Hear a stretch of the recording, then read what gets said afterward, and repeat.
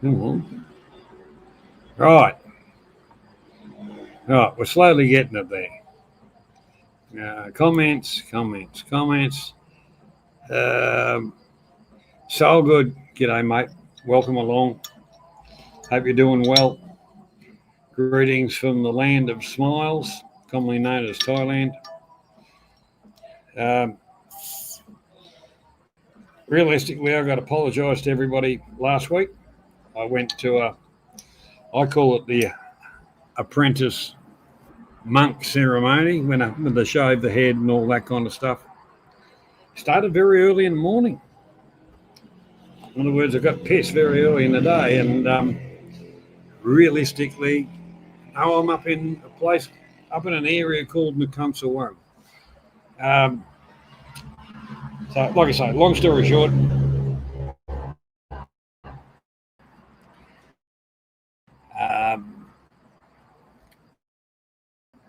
had a very good day.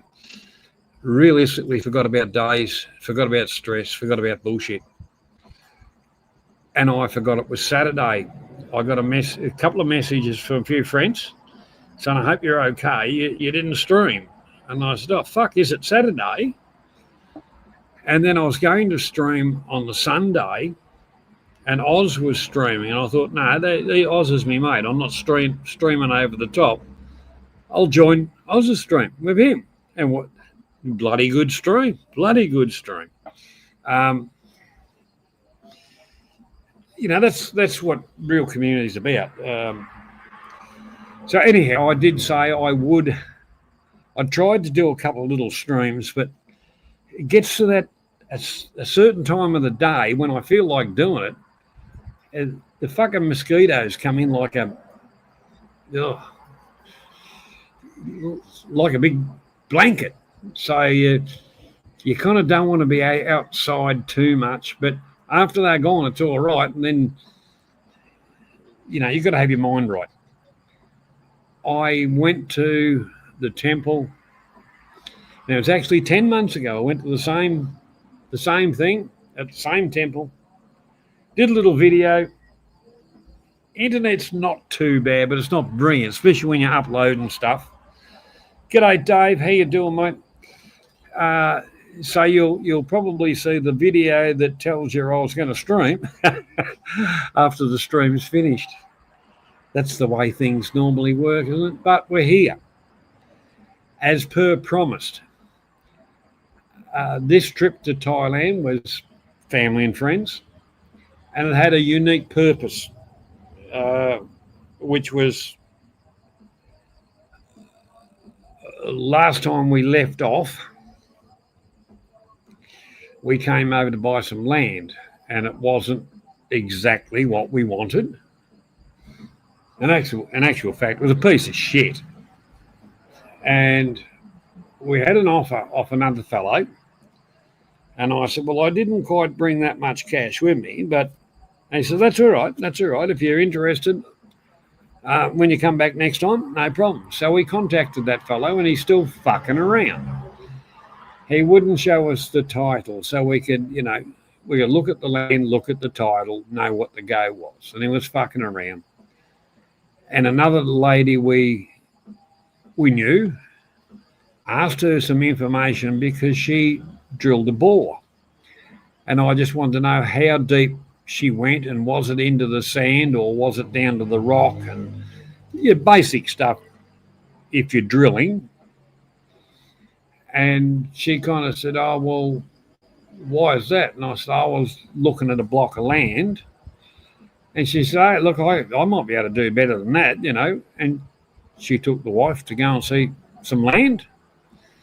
And the wife came home with a picture of the title.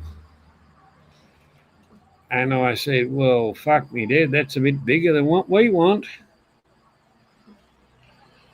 And I thought about it, slept on it, thought about it. And she did say, if you wanted to subdivide some off, I should do that, which is courteous, not a problem. So I did a little bit of research. She's not a bad person.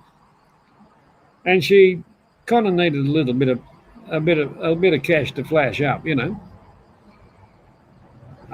So I made her an offer, not on the amount we wanted, on the whole fucking lot. And I said, the money will be on the bench in front of you on Monday morning. And she went, oh, fuck, near on fell off the chair. And on the Monday morning, true to word, done the deal. Now, people out there, we know what people are going to say. You can't own land in Thailand. They are 100% correct with that. Unless you do a slimy fucking business thing and all the rest of it. But what you can do is, because, yes, I'm married to my wife, I've got a hold over that land until the day I die. So I can do anything I want on it. If I build a house on it, I get a blue book. So there's a little bit of information. Anybody wants to contact me personally, I'm more than willing to share information with them, give them a bit of directions, something I used to do but gave up doing it because everybody said you're full of shit, and I'm not. I've been doing stuff that they say you can't for fucking years. Now, on the home scene of YouTube, been a lot going on. And some of it's been very interesting. A lot of it's been, g'day, buddy. A lot of the shit's rinse and repeat. You know, I'm starving for attention. Look at me, Mr. Rogers, and look at me. I'm a bigger cunt than Rogers, Mr. fucking four-eyes, ugly fucking Stewart. And their bifold money, bifold party, I mean. I think they swing both ways. They're left over from the 70s fucking fishbowl key parties, I think, them cunts. But at the end of the day, and I've said it quite a few, there's quite a few of us people, and I mean us people collectively, that want to rebuild what we had, where we had channels where we could go and have a laugh and a joke, actually find out a bit of information and whatever, where it was not toxic. Slowly but surely, we are gaining ground. Now, people talk about Big Coal and the mistake he made. At the time, he didn't think it was a mistake to try and, you know, smooth over some bridges or whatever, or build bridges. And he didn't take long to find out that he was just getting shitted on. And he's come back from that. Good on him. He's got a lot to learn. That's why I ask everybody to be diligent and help him as a steering committee. He's pulling quite a few people, which are, you know, basically on the same wavelength. So on that part of it, I haven't seen anything wonderful that I'd really rave about on YouTube, because it's all been full of fucking drama and bullshit. Once again, I'd like to thank Hossel for her diligence of a community service, putting out stuff so we don't have to painfully watch it and we don't give the cunts views. So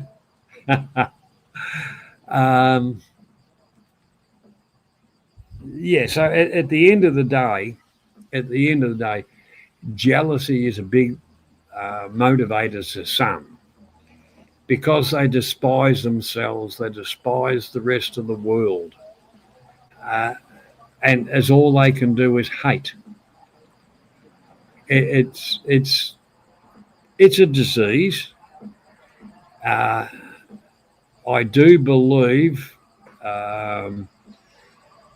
Mr. Remington, Mr. Smith, Mr. Weston, Mr. Winchester made a pill that corrects it. It's not a Pfizer or anything like that pill, but they made a pill that corrects those kind of behaviours.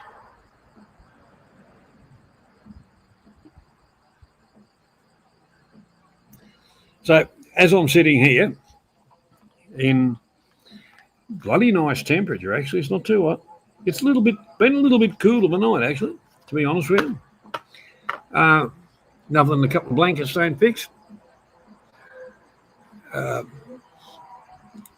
few party bits and pieces, things going on. So we're in the village, so we get the monks chanting over the PA system, half past 4 type of thing. Doesn't worry me. Some people get pissed off with it, but to me, it's a part of the culture, and I don't mind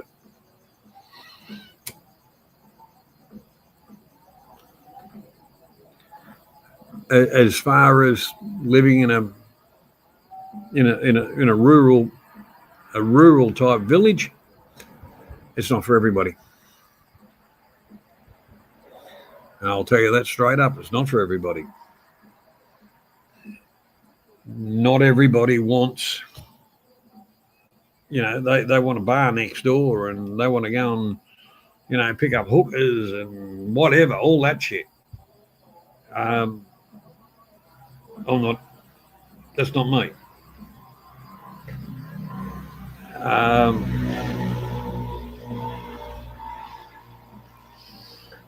trying to get fucking stuff to work. It's been a while since I've done this shit. That's that. And go up. Do it again. Oh, there we go.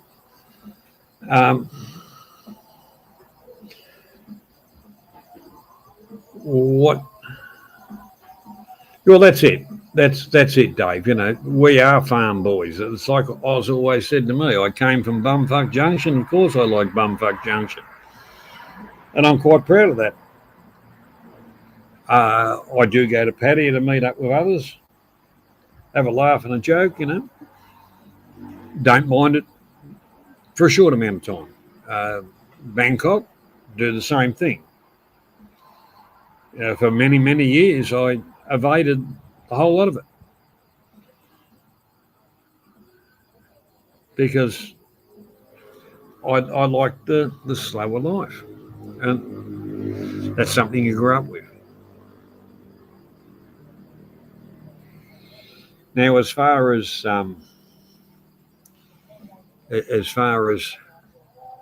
what's going to happen in the future, with this house, we'll do a bit to it.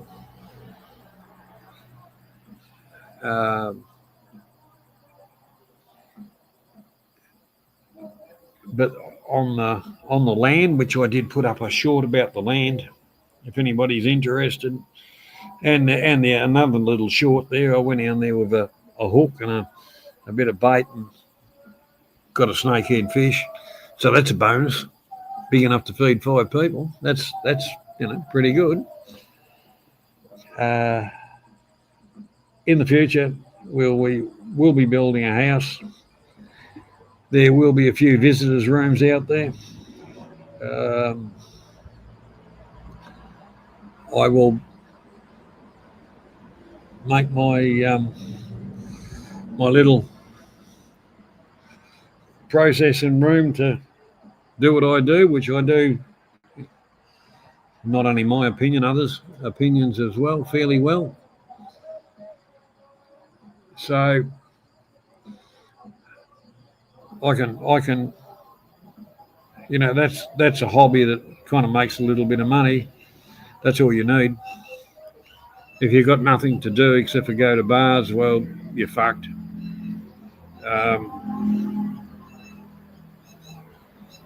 I honestly think, I just come back from you can hear it in the background, from up the temple. And I can honestly tell you, there were some younger ladies, and I mean ladies, not girls, that are single, that are drop dead fucking gorgeous. Head turners. Not bar girls or anything like that.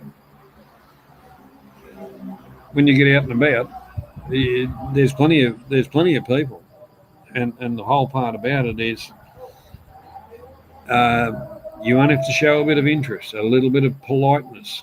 Um, the whole part about it is real Thai girls are not going to race up to you and say, "Oh, I love you, long time." That's bullshit. Teens and teens, and yeah. G'day, teens. How you doing, buddy? What, what have I got me bloody thing now? I got me thing. I want something. There we go. Sugar boy, sugar boy, sugar boy. Who's sugar boy? G'day, sugar boy. How you going? Um,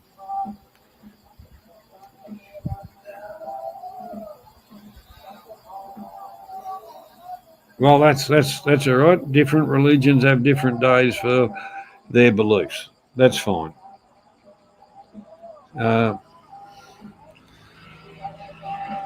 you're welcome anyway, as long as you don't be a dickhead, because the mods will take care of you anyway. But yeah, remind me where I was. Out of respectfulness, I didn't take pictures that I'm going to put out anyway. the whole part about it, like I keep on saying to people, if you want real life, get out in the real part of the country, and you will find something that's real.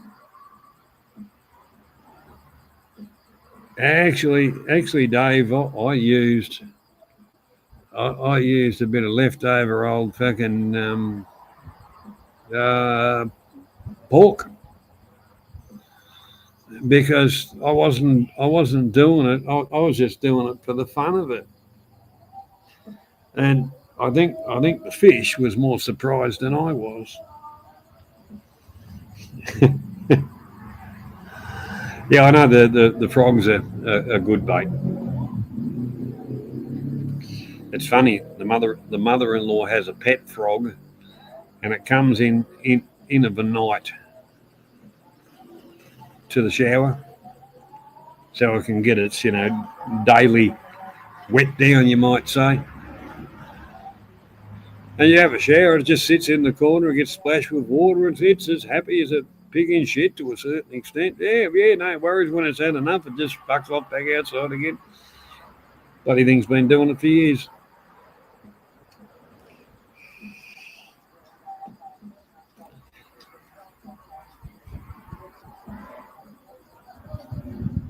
Yeah, Colin's doing all right. Like I say, he's learning, and and really us blokes need to give him a little bit of guidance, give him a little bit of space and stuff like that. G'day, Tan. How you doing, buddy?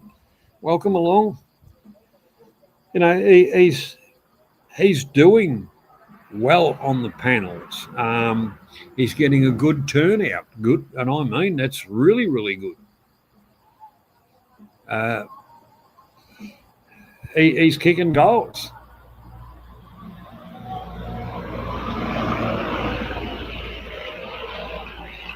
But he's weeding out the people that are trying to use him to put their messages across and shit like that. It takes time, and like I say, he's learning. So good on him. Yeah, you're right, Dave. He is a genuine bloke. If he wasn't a genuine bloke, I'd say, oh yeah, fuck him. But I've met him. I've met him many times, and he is a genuine bloke. He's a good bloke. Uh, realistically, I wouldn't like to upset him, put it that way, but realistically, he's a gentle giant, in honesty, because he is a fucking big boy. Don't worry about that.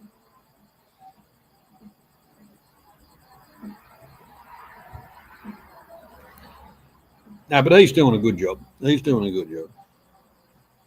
So anyhow, getting back to the game plan, not a fire in a house. What we're going to build is a Thai style house, but 21st century. Uh, it'll look like an old Thai house, but like I say, 21st century, because that's what the wife and I both like.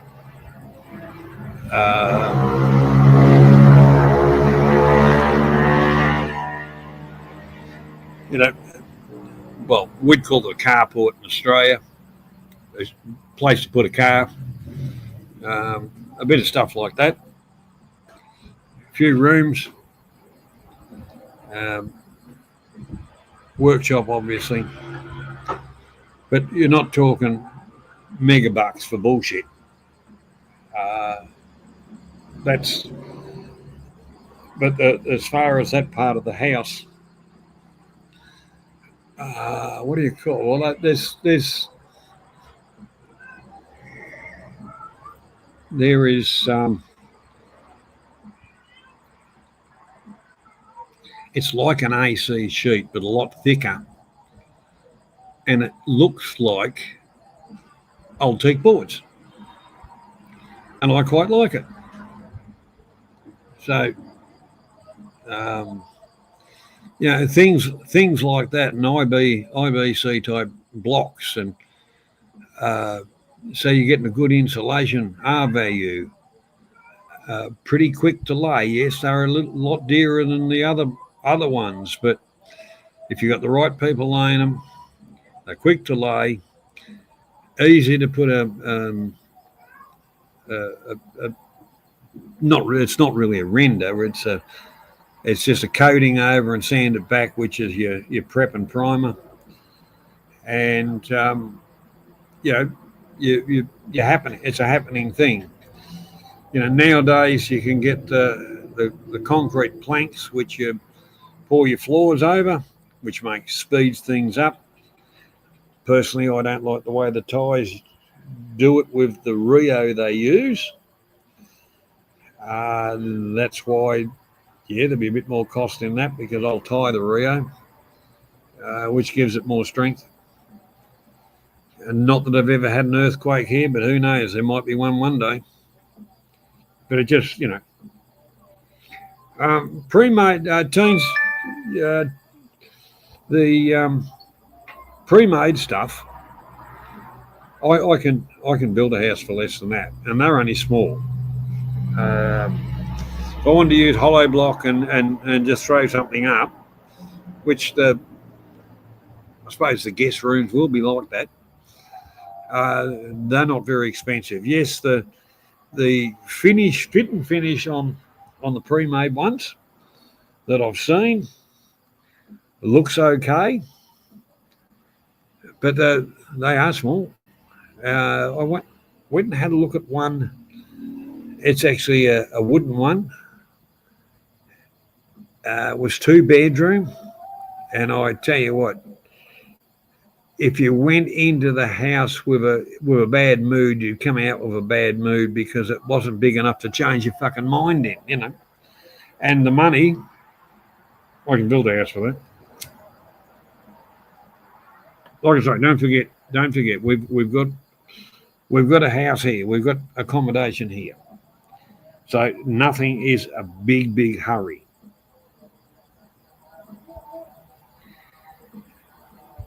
Well, actually, Dave, I've built quite a few houses, and my first one was always get the frame up, get the roof on it, and then get the brickies and all that in, because they didn't have water running down their backs and shit like that. And if the weather was a little bit inclement, the bastards could work. So I'm a little bit that way, but a normal Thai house is structural columns and beams, which are concrete. I like that idea. And it's filled in with hollow block, which is better than hollow block around nowadays,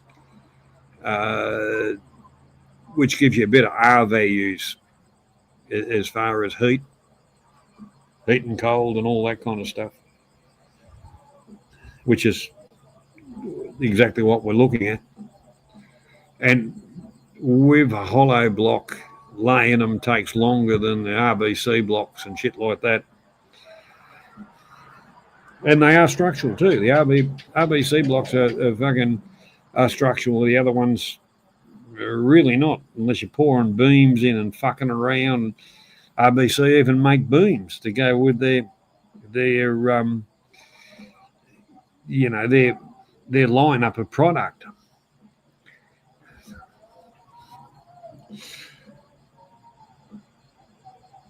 Yeah, we'll have to put in. We will have to drive piles. We'll have to drive piles, and then there'll be about a 2 meter lump of concrete, and then the column will come up out of that, which is pretty normal over here. Oh, not totally normal. It's normally they'd fill the land and wait 2 years, and because things are going to. It's not put in with compactors, and the compaction rates are checked and all of that. But Lisa, welcome. How are you, sweetheart? But yeah, that's a bit of time off, but when that happens, and that will be shared with you.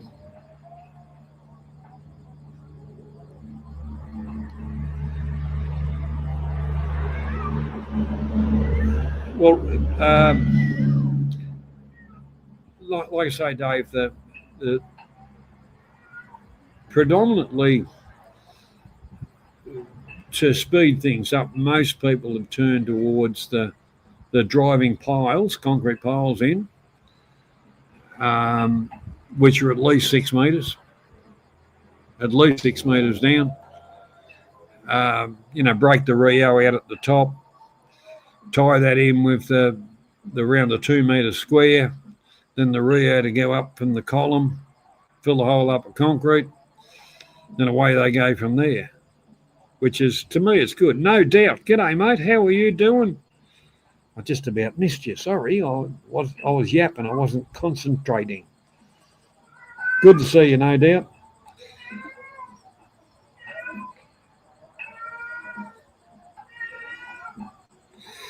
But like when we do it, it'll be a journey that'll be undertaken by all of us, because I will share it. Father-in-law, he's getting older now, but the whole part about it, invaluable. There's a lot of good trades around here locally, and that's the way we'll be doing it. And I'm no slouch at building either. I know it, the inside's out. I know it inside and out. So, like I say, that will be shared with everybody. I forgot to put the link up, didn't I? If anybody wanted to join. Geez, I'm a dumbass.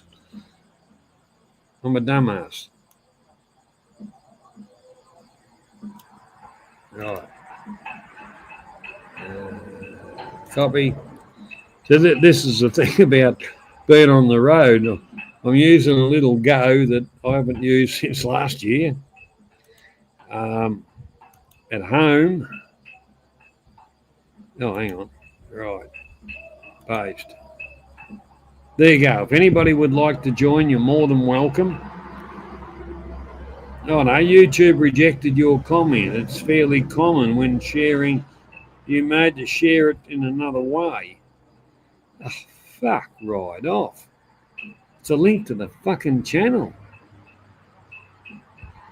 Bear with me, we'll get it done. We'll go through the painstaking type it into the chat. So bear with me for some time.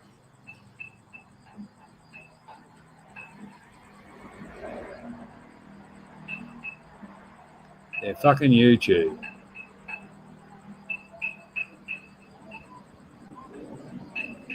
StreamYard.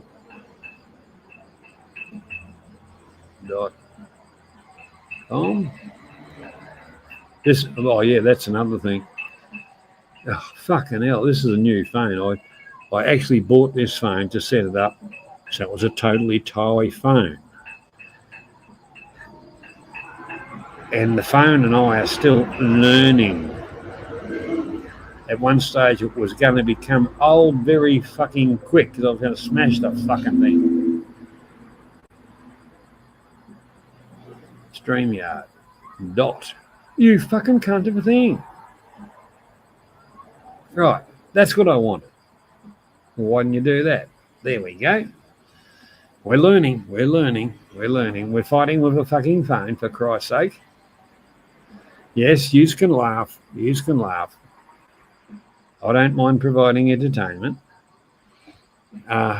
Not normally at my expense, but yeah, this is fucking frustrating. I fucking near on killed a bastard of a thing bloody the other day.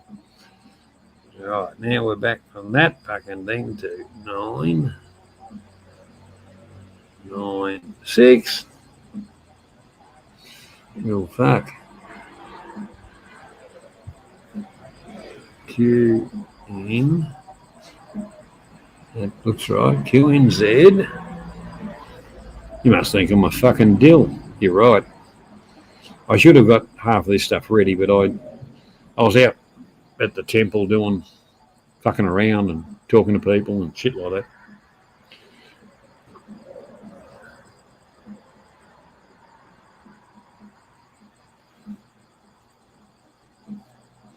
Right. See if that works.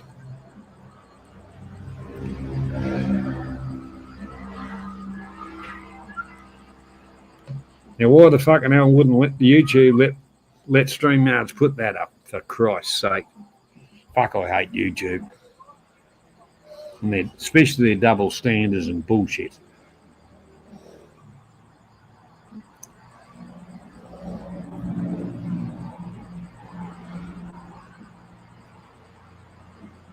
Oh, Oz was on Ron's stream.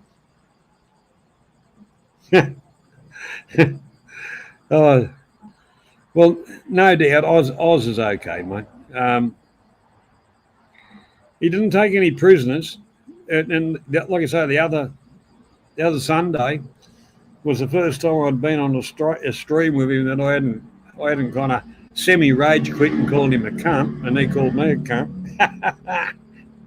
And that's been going on for fucking 12, fucking 14 years. So it's okay. It's funny. But Oz is actually a pretty genuine bloke. He works hard. Silly old cunt should be fucking retired, but you know, while they're willing to throw money at him to do what he does, he'll take it. And I don't blame him.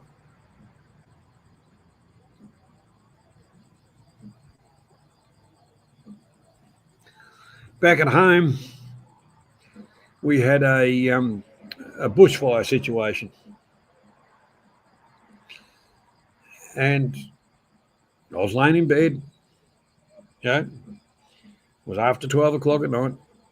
My phone started fucking ringing from all these labour hire company cunts. Oh, we need plant operators. No, they didn't need plant operators. They needed plant operators with a skill level, which means most of the people that says I'm a plant operator, I went to school for 2 weeks, they didn't want. They wanted the old cunts that knew what was going on. My idea was, get fucked. You's made the problem, you's fucking fix it. And plus the money wasn't that fucking brilliant to get out of bed for.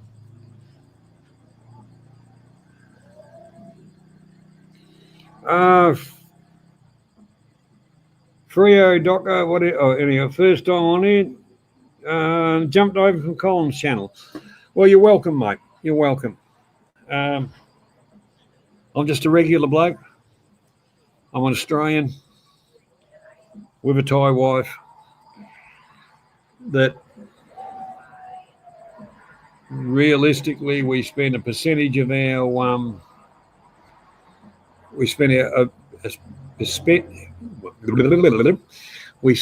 percentage of our time in Thailand. I'm now retired to a certain extent. We live in, Jeff, I'll answer your question while I'm explaining this. We live in an area called Nakhon Sawan. It's north of Bangkok. If you look at the map of Thailand, as far as north of Bangkok, it's virtually in the middle of that part of the country, north, south, east, and west. Air quality is good. You know, my mates in Bangkok and around say, "Oh shit, the air's not real good." I just look out over here and go, "What's fucking wrong?" But it's fine. Haven't had a bad day of air quality here. I know last year I was down around the Rayong province area. I was going to go up to Bangkok to see my buddies there, and they'll keep on saying, "No, stay down there. It's fucked." And I was down at the beach in Bang Chan, and you could just see this big wall of shit coming across the bay. And I thought, well, it's time to get the fuck out of here too. So I did head north. Kind of skirted around it. Because none of us wants to be breathing that shit.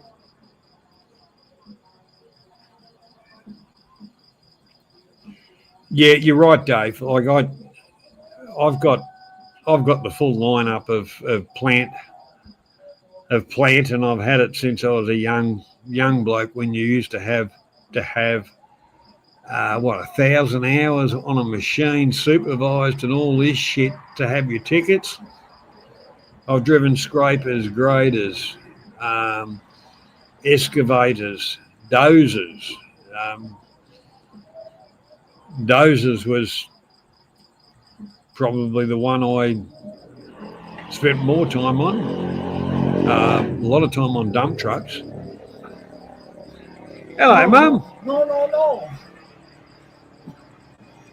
Oh, Mum's giving me a cat. Here's your perfectly thing. You know, I'm not really a cat person, but I've ended up with a cat. But it was trying to be my friend, and I'll tell it to fuck off, you know. And anyhow, I relented, and I gave it an inch, and it's taken a mile. So Mum's just brought it out of the house and said, no, it's fucking taken over. Just brought it out and fuck it off. It's your cat. And I thought, well, okay. But it sits here. This cat sits here of a night, gets up on the table, and watches YouTube videos with me. Now, how's this cat going to turn out mentally in the future? Watching fucking some of the shit that I watch on fucking YouTube. Poor cunt. It's a scrapper. It's only got one fucking eye. So it's definitely a pirate. Yeah, no doubt. So that's Nakunsa one. That's where it is. We're about 40 kilometres away from the city centre. So it's Bumfuck Junction. As Oz would say, Bumfuck Junction.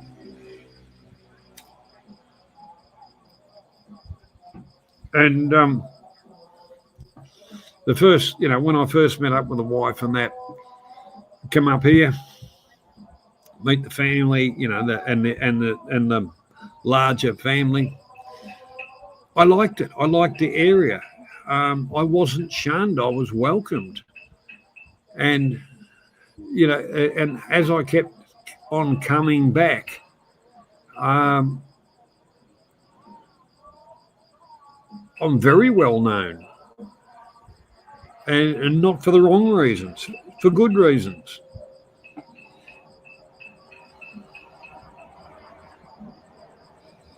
Well, final trim day, final trim on a grader. I used to hate them cunts. But final trim on a grader, that is a skill. That is a skill.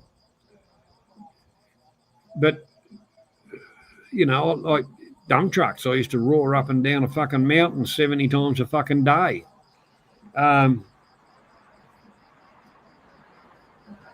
Or going down to a crusher and dropping shit. They were smaller jobs, but the other jobs like estates and the bigger projects where putting in the clay-based slabs and all that.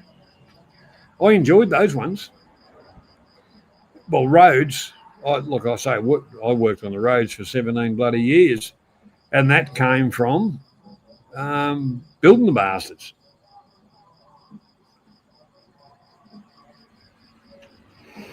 Well, Freo Docker, a lot of the machines now, I hate them because with the old days of hydraulics and all of that, you drove by feel. Nowadays you've got no feel, and it's all computer shit. I don't like that. It's, to me, I don't like the machines. It's not, and the people that think they're fucking fantastic now is all they do. They're steering wheel attendants. They're not operators like we used to be. But like I say, when it comes to fires and they want cunts to head off into the scrub, into the never land, and cut themselves a track to make fire breaks, they're not going to get one of the fucking computer wonder blokes to do it because they'll be fucking dead.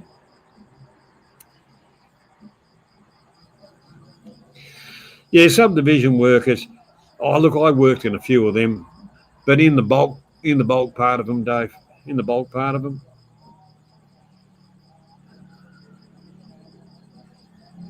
Yeah. I know what you're talking. I know exactly what you're talking about. I'll give you a company I used to work for, Goldsmith Civil. Worked for them many times. Told them to get fucked many times too.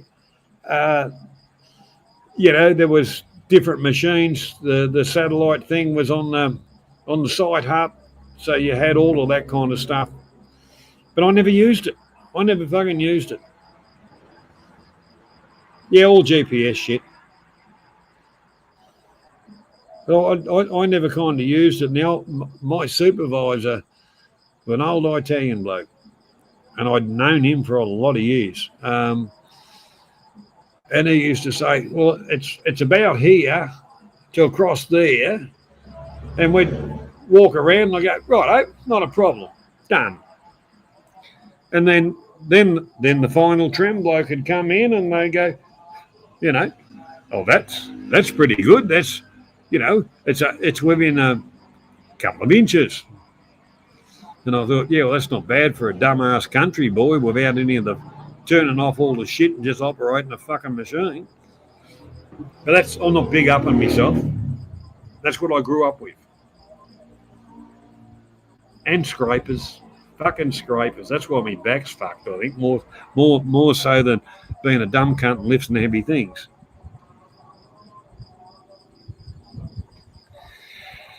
Oh, look, the cut and fill. Yeah, but the trouble is it's full of fucking idiots that have got no idea. It was like when I was coming down off the mountain, I'd look at the dump. And say, right, the dozer's pushed that out. He's heading along that way. I'll go around the dozer and I'll start filling in behind the dozer, And other cunts would go down there, they'd be like a fucking rabbit in the spotlight.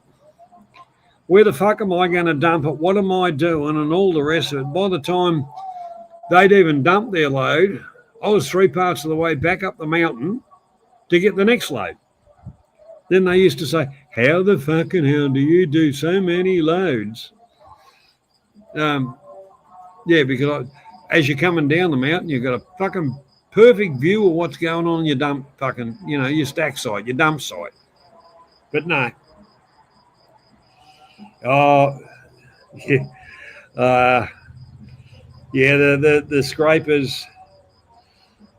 Well, there's only one way to drive a scraper: load them heavy, drive them fucking steady. But fucking, you've got to stick it up a scraper. That's the only way they work. But they can move a good amount of dirt. But every cunt seems to want to dig a 10-foot hole in in 10 feet and forget about the next one coming in behind him instead of doing what the fucking machine says, just scrape it.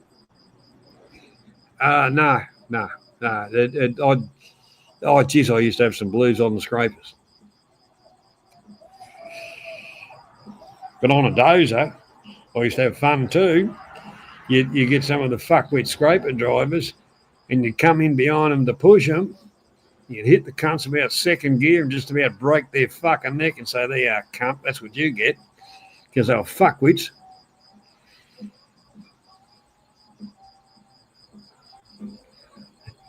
Yeah, Sugar Boy, fucking Earthworks it's a cutthroat game. And there was one, especially in Australia, there was one race of people that whole crew could be getting along all right. You'd get one or two of them in, and next thing it was fucking just about fucking WWF fucking punch-ups. In honesty, I don't know why they just couldn't fucking get along with everybody else and go with the flow.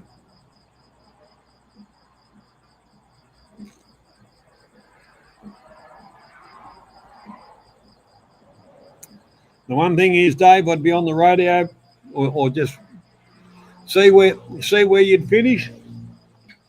And I'd come in hot, especially in the older cats. I'd come in hot and just bring the hoist up as I was fucking travelling and doing half your spreading work for you. Oh, Lend-Lease. Yeah, I actually, as a tradie, I worked for Lend-Lease. And I didn't actually like them. They'd built a lot of cinema complex fucking thingos. And look, their management, their coordination and all that was always fucked up. I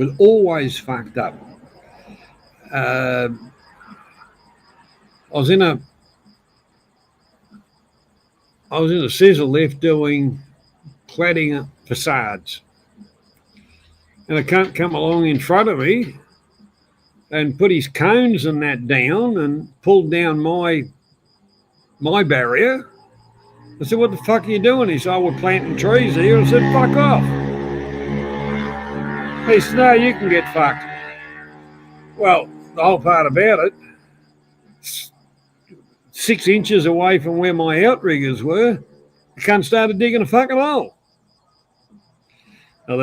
Anyhow, we went and saw the health and safety bloke, and he kind of, well, it's due to schedule and, all the rest of it.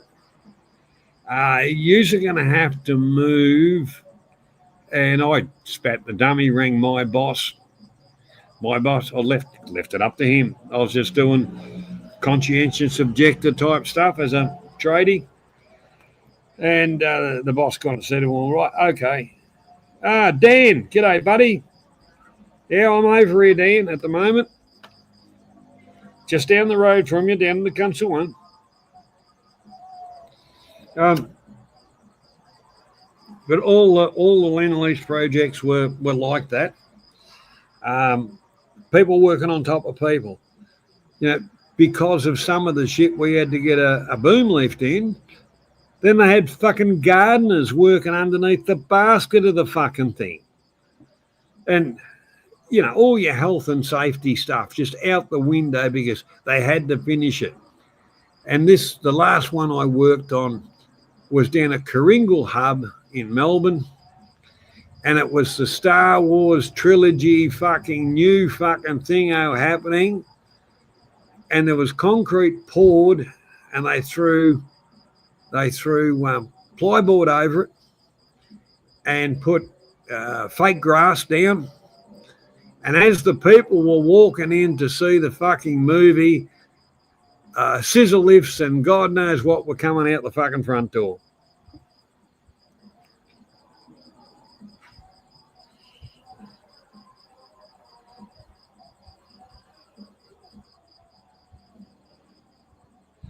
Well, actually, Dave, I worked on the first of the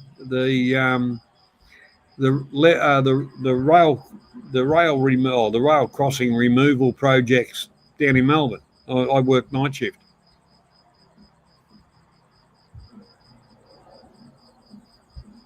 Started off on a dump truck, went to a dozer, ended up on a shovel, and we actually accomplished the amount of fucking dirt we had to move in 6 weeks instead of 3 fucking months. Fucking dumb cunts. We done ourselves out of a fucking job.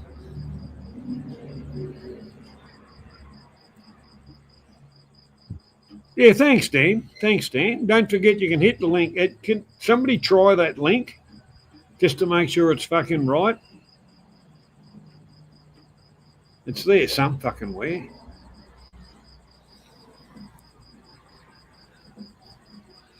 Because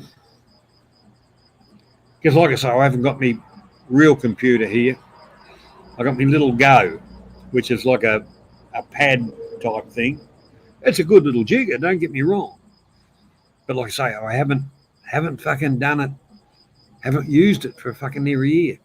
Wonthaggi, the diesel. Oh, you don't never tell anybody you worked at the diesel plant. My cousin, you might know him, Dave. He would be called Steamboat. After the diesel plant, when he applied for a job, he just put it in. He was in Fulham prison for 6 months. And he got employed. Anybody that put I worked at the diesel plant didn't get a fucking job for 18 months. But I couldn't get on over there because the RTL boss that was running it hated me. And it was mutual. Probably had something to do with punching him in the head. It wasn't vindictive. It was just, what would you say, a behavioural correction. Yeah, I think that's the Teens and Beans. That's where I think the cousin got it from, the steamboat thing. G'day, Ferret. How you doing, buddy? Hope you're doing very, very well. Tony Buick, welcome along also. Don't forget, I put the link in the chat somewhere. Maybe Dave will fucking refresh it and somebody can click it if they want to and see if it fucking works. Because I can't copy and paste it from StreamYards into fucking YouTube. I can take it from, like, copy and paste it off the monitor in, but I'm using, like I say, the little Go and the mobile phone.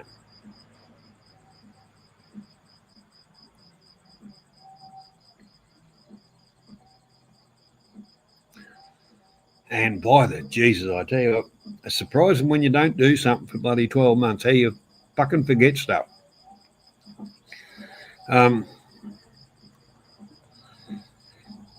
Anyhow, that's life.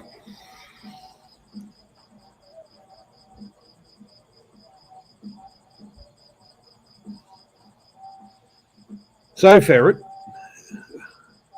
you're coming.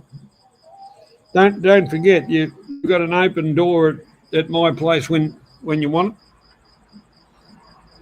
And the other thing is when we get fucking set up over here, mate. If you're still dumb enough to be working, which you probably will be, there's an open door for you as well.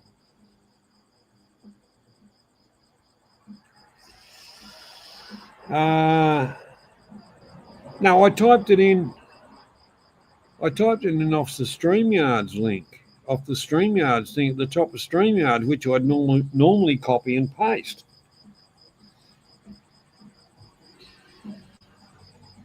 Oh, you're in the field, Tony. Well, enjoy, mate. Enjoy. Because normally at home I've got my computer with bloody a few screens and just go bang, bang, bang. StreamYards.com /966 QNZ MABC.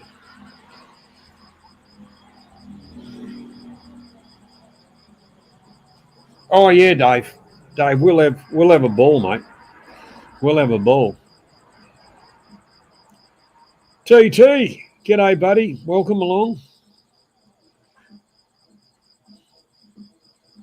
Dave, can you just check if I type that in correctly? Streamyards.com /966 QNZ MABC.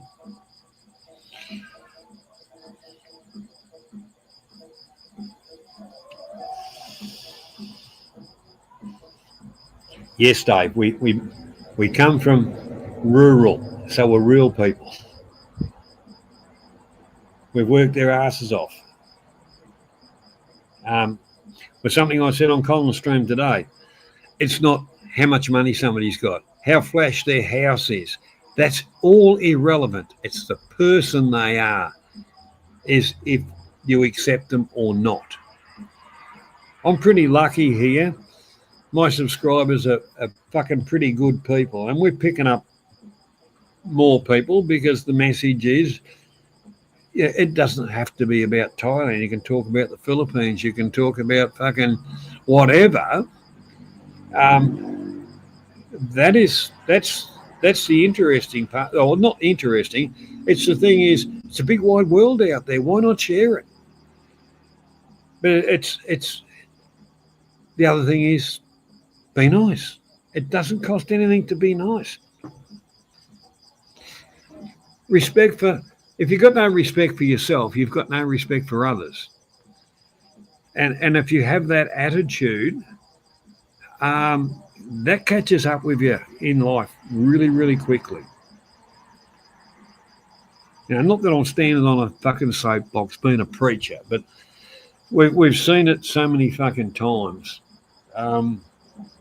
The unloved, the unwanted, are the ones that are full of hate and jealousy, and they're sins. They are sins. Yeah, Tim, meeting up with the boys down in Pat's, and then they're going to meet up with Jazzy. Hopefully Andy. Hopefully Jazzy will pry Andy out of the resort and come and slum it with us. Yeah, the wife couldn't get into the couple of hotels that we wanted to, so the wife got us a hotel out near Bang Na. You know, the rooftop pool, fucking all that kind of shit. And I thought, hey, that's a bit fucking flash. But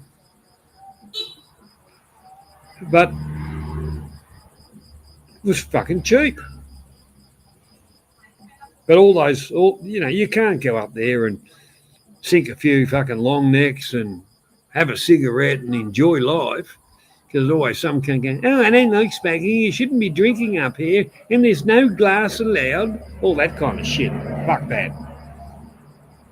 But then again, I will respect that. The same as if I'm going to have a cigarette and others don't smoke, I walk right away from them. I don't blow smoke in their face. That was the way I was brought up.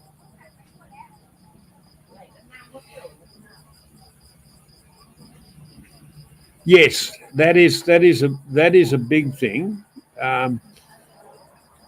There's a big difference between kindness and weakness. That is a very big mistake that people make, and especially in Southeast Asia to a certain extent. But you can be stronger and assertive or whatever without being disrespectful. If there's an older woman that's having a bit of trouble carrying something, I will half the time they think I'm trying to steal it. I go, no, I help you. Where's your car? Where are you going? I carry it for you. That's kindness. It's respect. It's not fucking weakness. Yeah, as far as a larger family group, another year, going back a few years ago, they had rice drying and it was rain coming.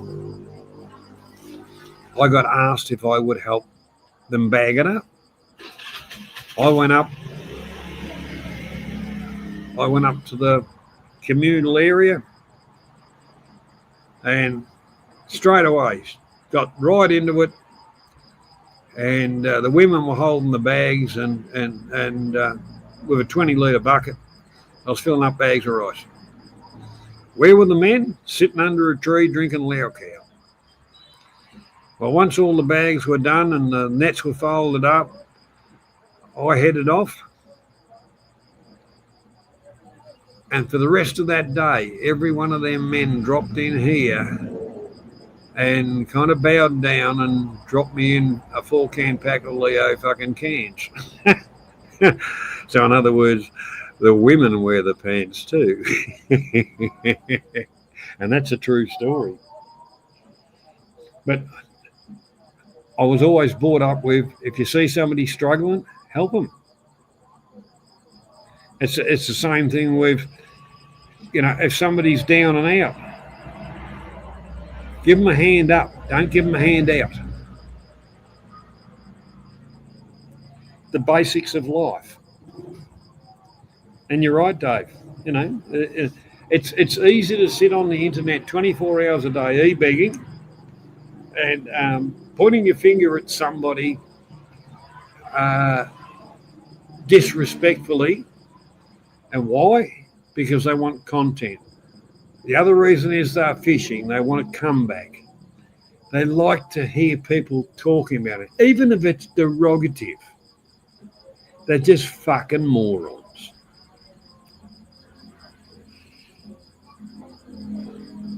Yeah.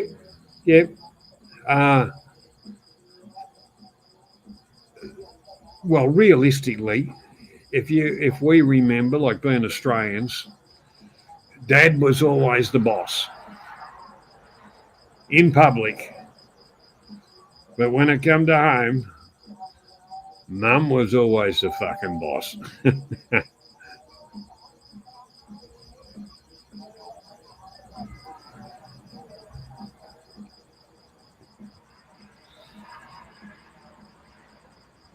Anyhow, there is one. There's a little video from where I was earlier on up there. Oh, it might have uploaded by now. Like I say, I did one last year. They're the same thing. But those kind of things. It's fundraising for the temple. It's about the people. There's plenty of stuff for kids to do, and a lot of that amusement stuff is free. It's not like the Melbourne show or whatever, where you get your hand in your pocket all the time. I did fuck up and miss out on. There was a group of ladies at the start of the video that I just missed them. Thai traditional dress, and they were doing Thai traditional dance. I missed out on that, and I'm pissed off about that. I'm not going to say, oh, no biggie, because to me it would have been good footage. Not everybody would have appreciated it, but I certainly do, because a culture I've chosen to live in.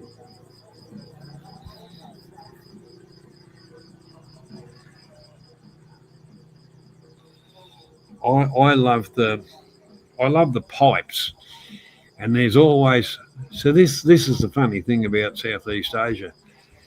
I'm just trying to remember what the pronunciation is.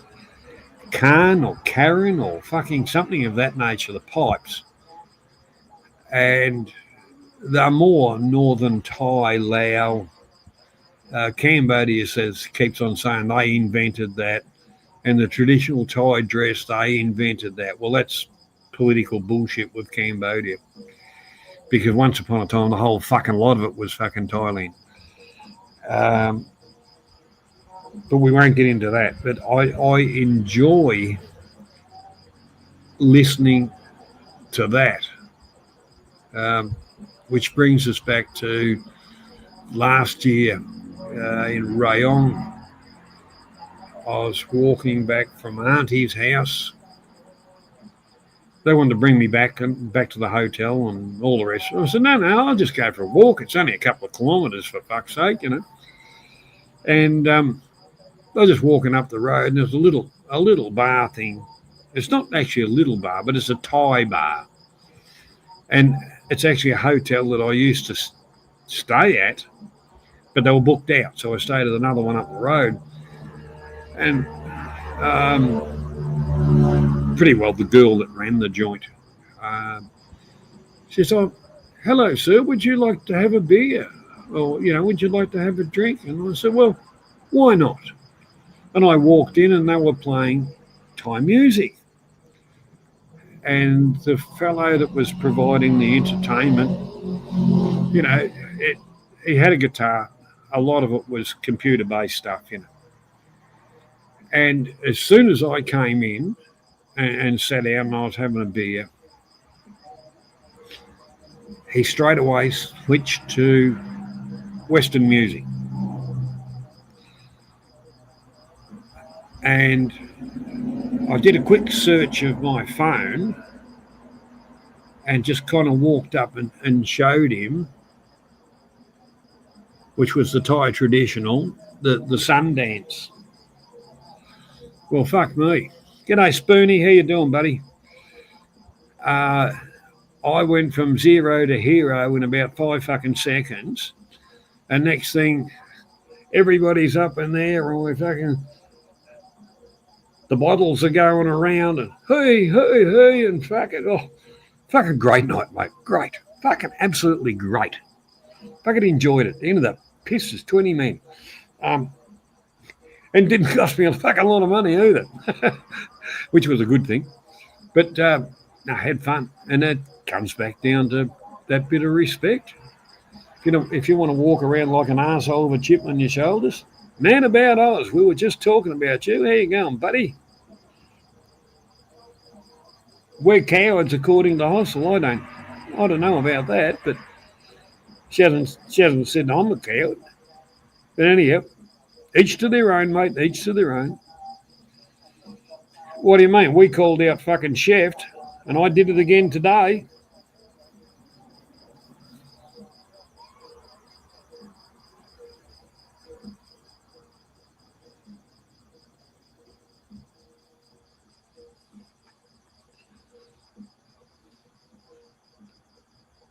No, I'm not letting Oz put Hossel. You're welcome to. And like I say, Oz is a good bloke. Sometimes he takes things a little bit different. But anyhow, I'm not getting into that one between you two. I reckon you're all right, Hossel, and I reckon Oz is all right. And I tell you, that stream we did fucking last week, Oz, that was probably the best one either of us had ever fucking done. It was a good one. One of those nights, Hossel, don't worry about it. Just file that away into who gives a fuck.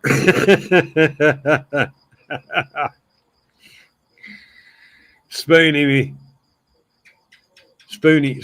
our resident, what would you call Spoon? Fucking hell. He's our mate. Everybody's our mate. Realistically. You know, spats between each other, fucking, go for it. I don't mind. I got my own brain. I like Oz. I like Hossel. And once again, I'll say that Hossel is doing a wonderful job on the community.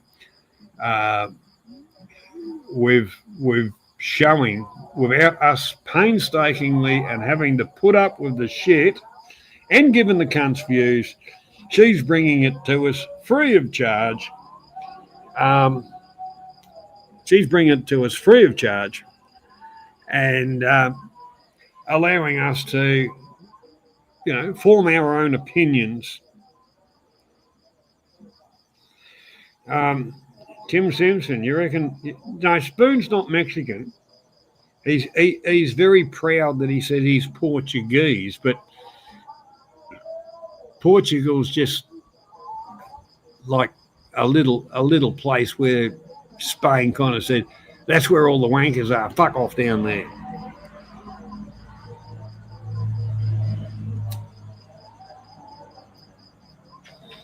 Because really, if you think about it, now this is my thinking. I can be right or I can be wrong. I'm usually wrong more times than I'm right. With Hossel putting that stuff there, it shows us what we don't have an interest in, but we kind of do. We're not given the cunts views, and we get to put shit on them, and they read it all, and it makes them angrier. I reckon that's a fucking beauty. That's a win-win. South, g'day, buddy. You've been fighting with Oz again.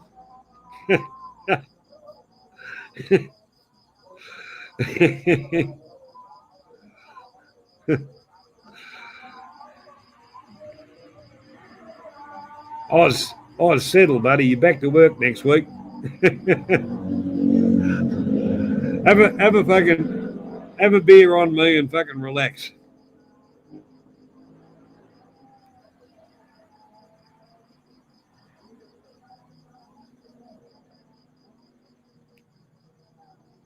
Oz, you'd be proud. You'd be proud, Oz. This cat seems to have adopted me, and it's only got one eye, so it's a pirate already. And it's a scamming cunt too. And it's addicted to fucking YouTube.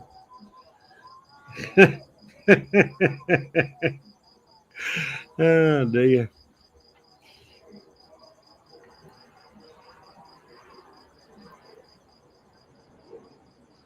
That's it, Dave. South had to walk the plank. Oh, he must have done something fucking bad that he had to walk the plank. Yeah, Hostle's about YouTube and a bit of fun and all that, Oz. I agree with that. And that's what she does. She's a clipper. She does it well. No reason to hate her. And she's a person, so she's entitled to her opinion also. We've all got opinions. I'm starting to fucking sound like a politician, for fuck's sake.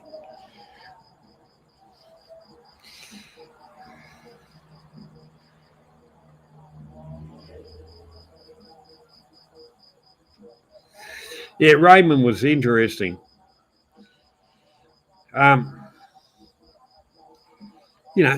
Let's be honest. Us as a group here, we're not everybody's cup of tea. That's fine. I don't give a fuck. Sometimes the truth hurts. But I believe in constructive criticism.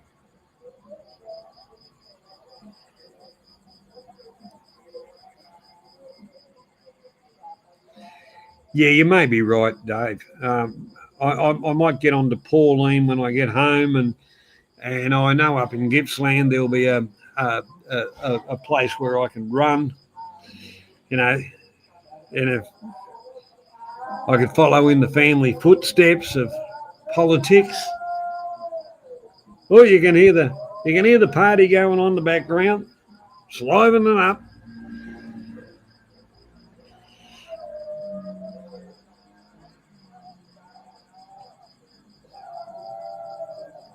When the music gets going, Ty's only know how to play music in 2 volumes, flat out or stop.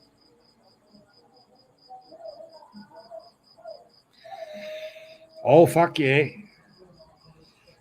I look, I tell you what, when Pauline was in the fish and chip shop, mate, I would have bent her over the counter. Don't you worry about that. Yeah, there's a party going down the road, Spoonie. And I tell you what, Spoonie, you would have been goggle-eyed at some of the lovely ladies down there, and all single. And they were not bar girls or anything like that. Salt of the earth type people.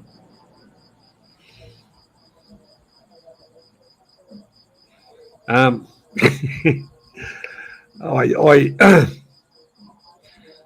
I purposely, the little video I did, I purposely cut them out of it. And I'm not saying I didn't take some fucking photographs, but the whole part about it is, yeah, you kind of say to yourself, the land of fucking smiles, oh shit, yeah. But the other part about it, I'm more than happy with my darling. And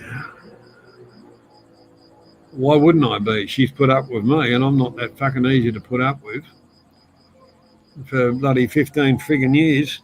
And then there was a few years before that.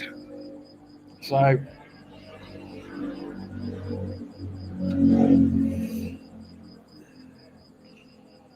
you know, the one thing about it, my eyes still work. A lot of other stuff don't, but my eyes fucking do.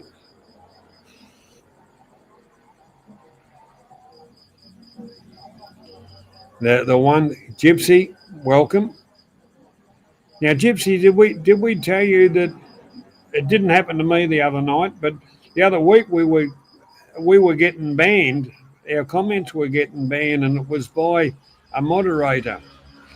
And we go along to support you, and yeah, we're dickheads, but we bring other dickheads with us, which helps your views, which we weren't real happy about. But we're giving you a chance again, mate. We're giving you a chance before we call you a cunt. Not that I really want to do that. I do enjoy watching some of your stuff, Gypsy. I'd love some of those fucking stokies you fucking get into, mate. I'd fucking love them.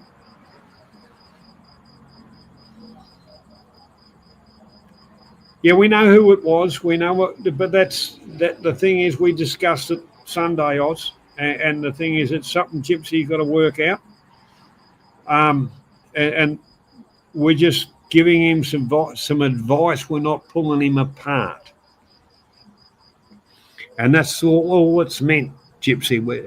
We're just giving you some advice, not pulling you apart, mate, because I do enjoy watching some of your streams of somewhere I've never seen, something like that. I think it's wonderful.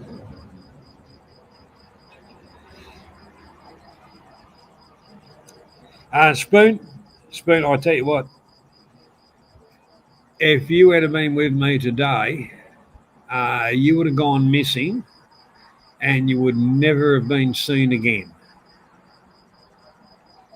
Because I'm not joking.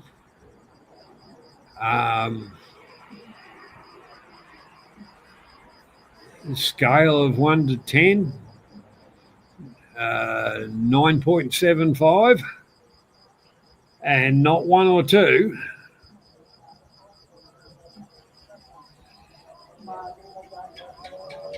But then again, you could have gone missing for the wrong reason because you said the wrong thing at the wrong place or whatever. Been inappropriate because up this end of the world, the culture and all that matters quite a lot. That's mistakes that people do make. This is not fucking Pattaya. This is not your red light areas. This is a normal functioning town.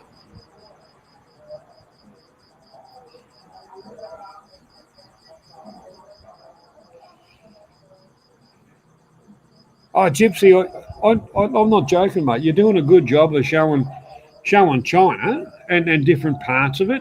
And I'm not joking. I do. I enjoy looking at it because, well, it wasn't China when I went to Hong Kong. I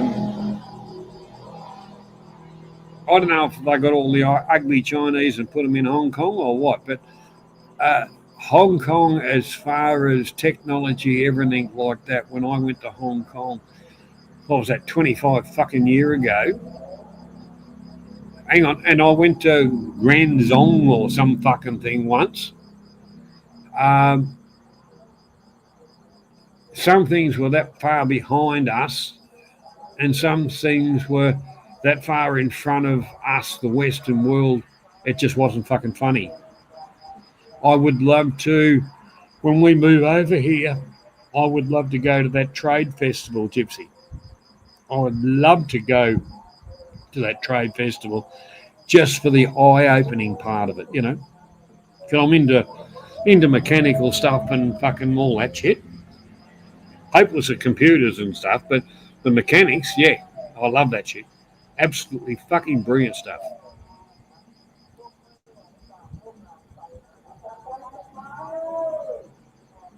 Yeah, Mongolia. Well, the whole part about it, Mongolia is what was where the world changed in one part of history. Um, they're very, very proud people, and the CCP is not going to tell the Mongolians what to fucking do.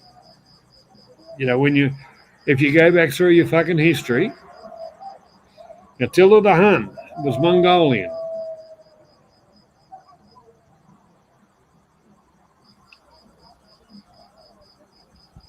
So one thing about it, I suppose, might sound like I'm an old cunt, I am, but the whole part about history has a thing about repeating itself.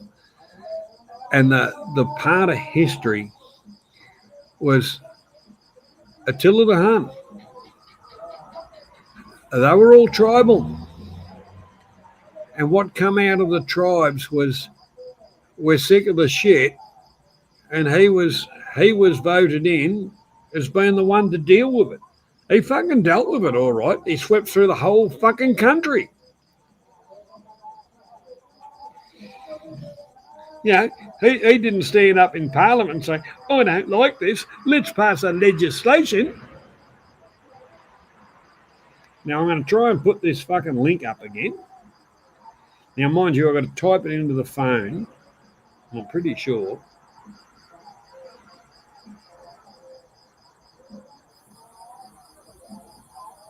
So bear with me for a moment, folks, please.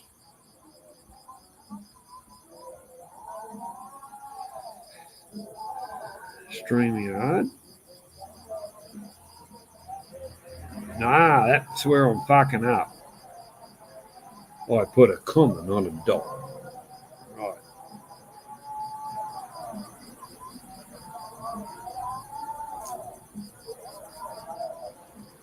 Now, if somebody wants to jump on, abuse me, whatever they want to do, I don't give a fuck.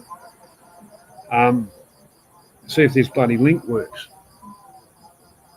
996 Q N Z. It's got me fucked out. Ben and all those blokes do all this shit just on a fucking phone. But then again, they grew up with this kind of shit. I didn't.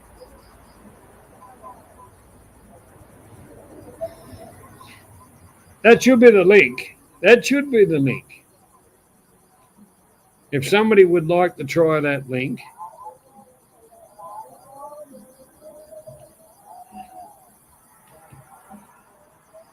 yeah, you're a little bit of a pup-oz, but the whole part about it,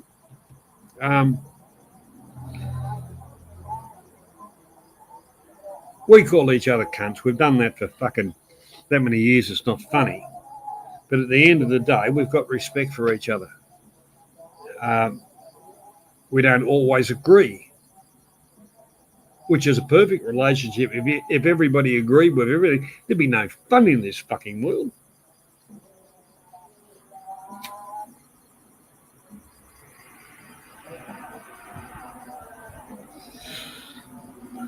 There's nothing wrong with a woman that's 63 years old. Hey, I tell you what, you can buy a cheap Chinese fucking fiddle. It might sound okay for a little bit, but if you want a real tune, there's the older versions, they really sing like, fucking perfect. The old saying is, many a good tune played on an old fiddle. I don't think 63 is old. I don't even think it's vintage. Like people say, about 40. I remember the fucking number. I've had an interesting life. I wouldn't wish my life on anybody else. It wasn't full of fucking wine, women and song or whatever. I'm the product of circumstance to a certain,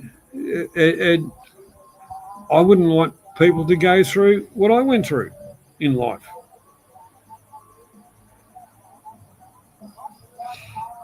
That's all right, Oz. You can troll. You've got permission to troll.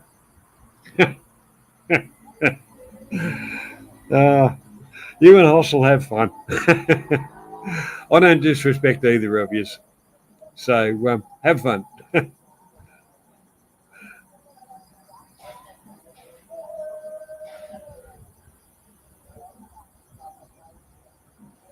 So anyhow, South, you saw the video. I know that. That was the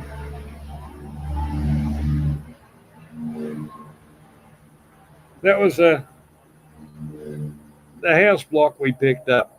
A little bit bigger than a house block. I was talking about it earlier on. It's funny. It is Thailand, the way things happen, but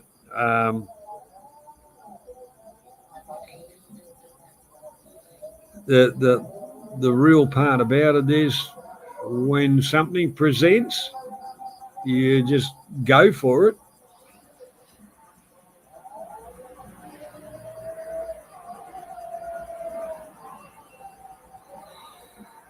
Oh, they're getting right in up the road now.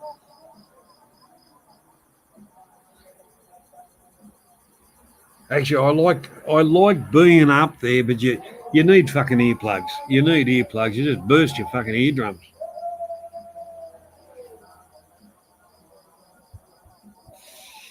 But they are a lot of fun.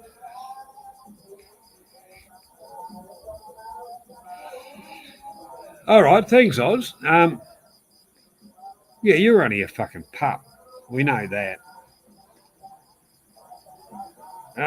Drop a Tony, I'm having problems because I got a little go, and from StreamYards it won't let me put into the chat what the fucking link is. It's YouTube's rejecting my link that I put in. That's why I typed it in. I'll try it again, but it'll tell me to fuck off.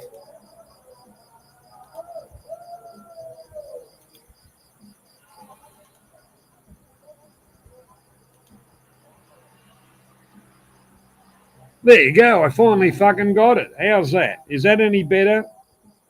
Oh, I forgot. I didn't type in the HPS, get fucked, all the rest of the shit. Try that, Tony, if you want. And finally, YouTube and fucking StreamYards fucking finally fucking done their shit. Tony has finally, he has entered. Add Tony. How are you, Johnny? Finally fucking done their shit. Tony. How you going? Yeah, I'm in the Philippines. I'm out in the sticks. I just left the hotel and I'm out. Hang on, I'll put the volume down. Hang on. I'm out in the sticks. Hang on, let me just sort out. Hey, can you put the volume off your television down? Hang on. Sorry, Johnny, wait. Hang Hang on, on. let me just sort out. Oh, don't turn their TV down. They'll fucking kill you. Put the television. Hang on. Sorry, Johnny, wait. Sort out. Oh, don't turn their TV down. They'll fucking kill you. Put the television. Mitch, 63. Okay. All right, Johnny, can you hear me now? Yes, Tony. Yes. Okay, yeah, I managed because I forgot to bloody turn off the volume off the telly. I've converted. They put me on YouTube on you. Listen, I'm out in the sister-in-laws, out in the sticks in the Philippines. Been there, you probably heard from media. Been here just over a week. We've had a lovely dinner. Yeah. Well, that's good. That's good. You know. Yeah. Yeah, it's simple. I mean, it's yeah. Well, put it this way, Tony. I tell people, don't go to the Philippines unless you really know what you're doing or whatever, or got somebody. But Philippines compared to Thailand, I'd take Thailand every day of the week. Of course, yeah, I know what you mean. Food's better there, but cuisine, I mean, you get lucky you can get every type of cuisine here, but I know what you mean. The actual local indigenous cuisine, Thailand has got the exchange of the beautiful sauces and flavors, because what I put it down to, and a lot of the foreigners out here say, Philippines, if you look at it geographically, they're islands cut off from the mainland of Asia. So they missed out on that 400, 500, 600 years of flavour exchange, like the Thais have, with Cambodia, with Vietnam, with, a bit of this, that, a bit of curry sauce. You don't have that here, of course. Yeah. To me, after spending time in the Philippines, it's food is pretty ordinary, but it comes with, because it is a struggling country. That's right. If you want good food, you can find it. It's going to cost you more than it costs you at home. Yeah. Traveling in the Philippines cost you, I think, it's costly compared to Thailand. I have noticed the prices every year I come slightly going up here, and the locals say that as well. I don't know how the locals on their meagre salary pull it off, or their wage. Yeah. Have you met Hossel, Tony? No. I know a couple of names from the last days of Global and through your channel mainly. I don't know everyone. I'm not watching the chat at the moment. Yeah. Hossel's on panel. Okay. Oh, is he? Yeah, I can see a cat there right now. That's right. Yeah. She. She. Yes. Yeah. Like I say, what she does is clip stuff and shows everybody and points out the stuff that we all want to see without giving the cunts views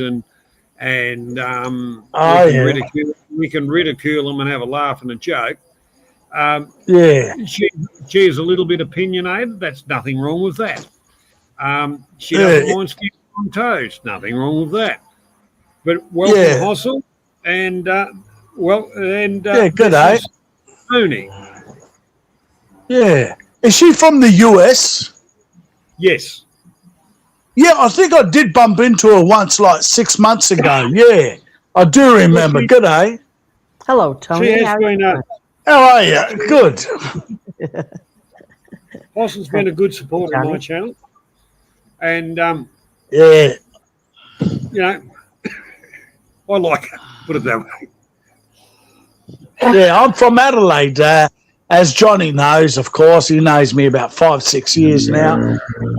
Yeah, I'm in the what we call the province. I brought him, Johnny, a packet of good old Tim Tams from Adelaide, the latest flavour, mango, which I thought they'd like.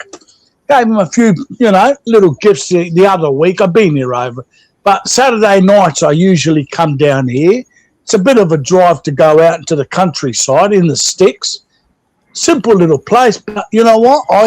I tell them that they were ashamed that I had a dinner. So I says, listen, the smiles and the happiness, and I said the full bellies, we had rice, we had a bit of chicken, adobo and all that. I says, listen, I come from a first world country, and sometimes the people are miserable, even my own adult kids. They're all complaining, I want a new I want a new car next year and all this. And here the people, mate, if they get a good full belly, they're happy as Larry. And that's what the perspective of life we can all learn from. You know what I mean? Mr. Mitch. Oh, good old Mr. Mitch. I recognise him, yeah. Yeah, top bloke. Excuse me. Mr. Mitch, when you get off the aeroplane at the airport in the Philippines, you will say to yourself, what the fucking hell am I doing here? Yeah.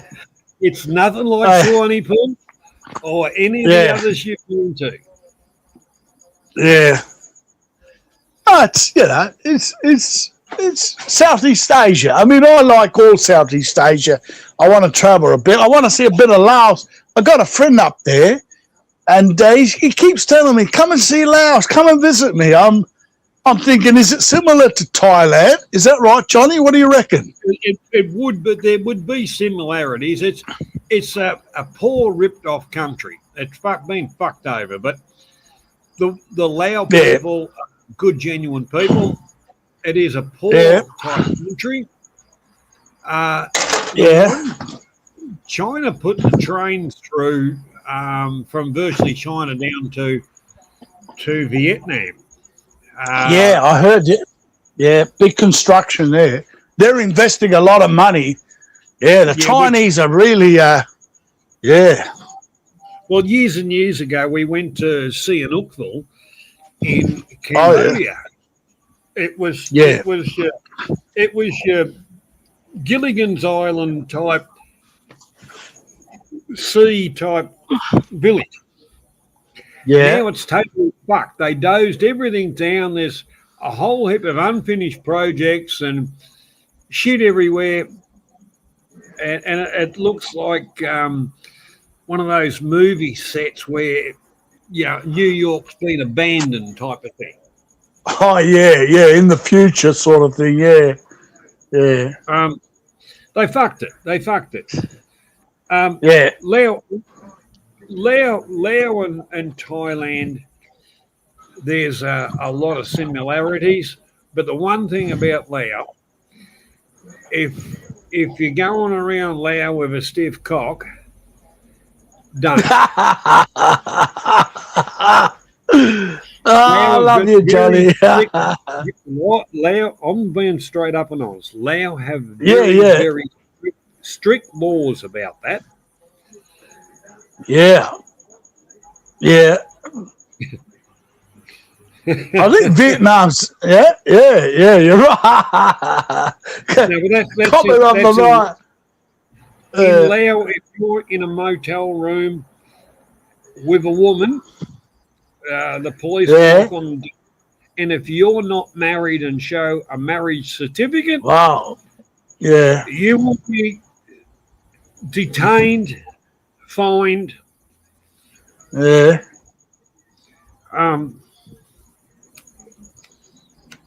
In other words, no hanky-panky for the foreigners over there. Is that right?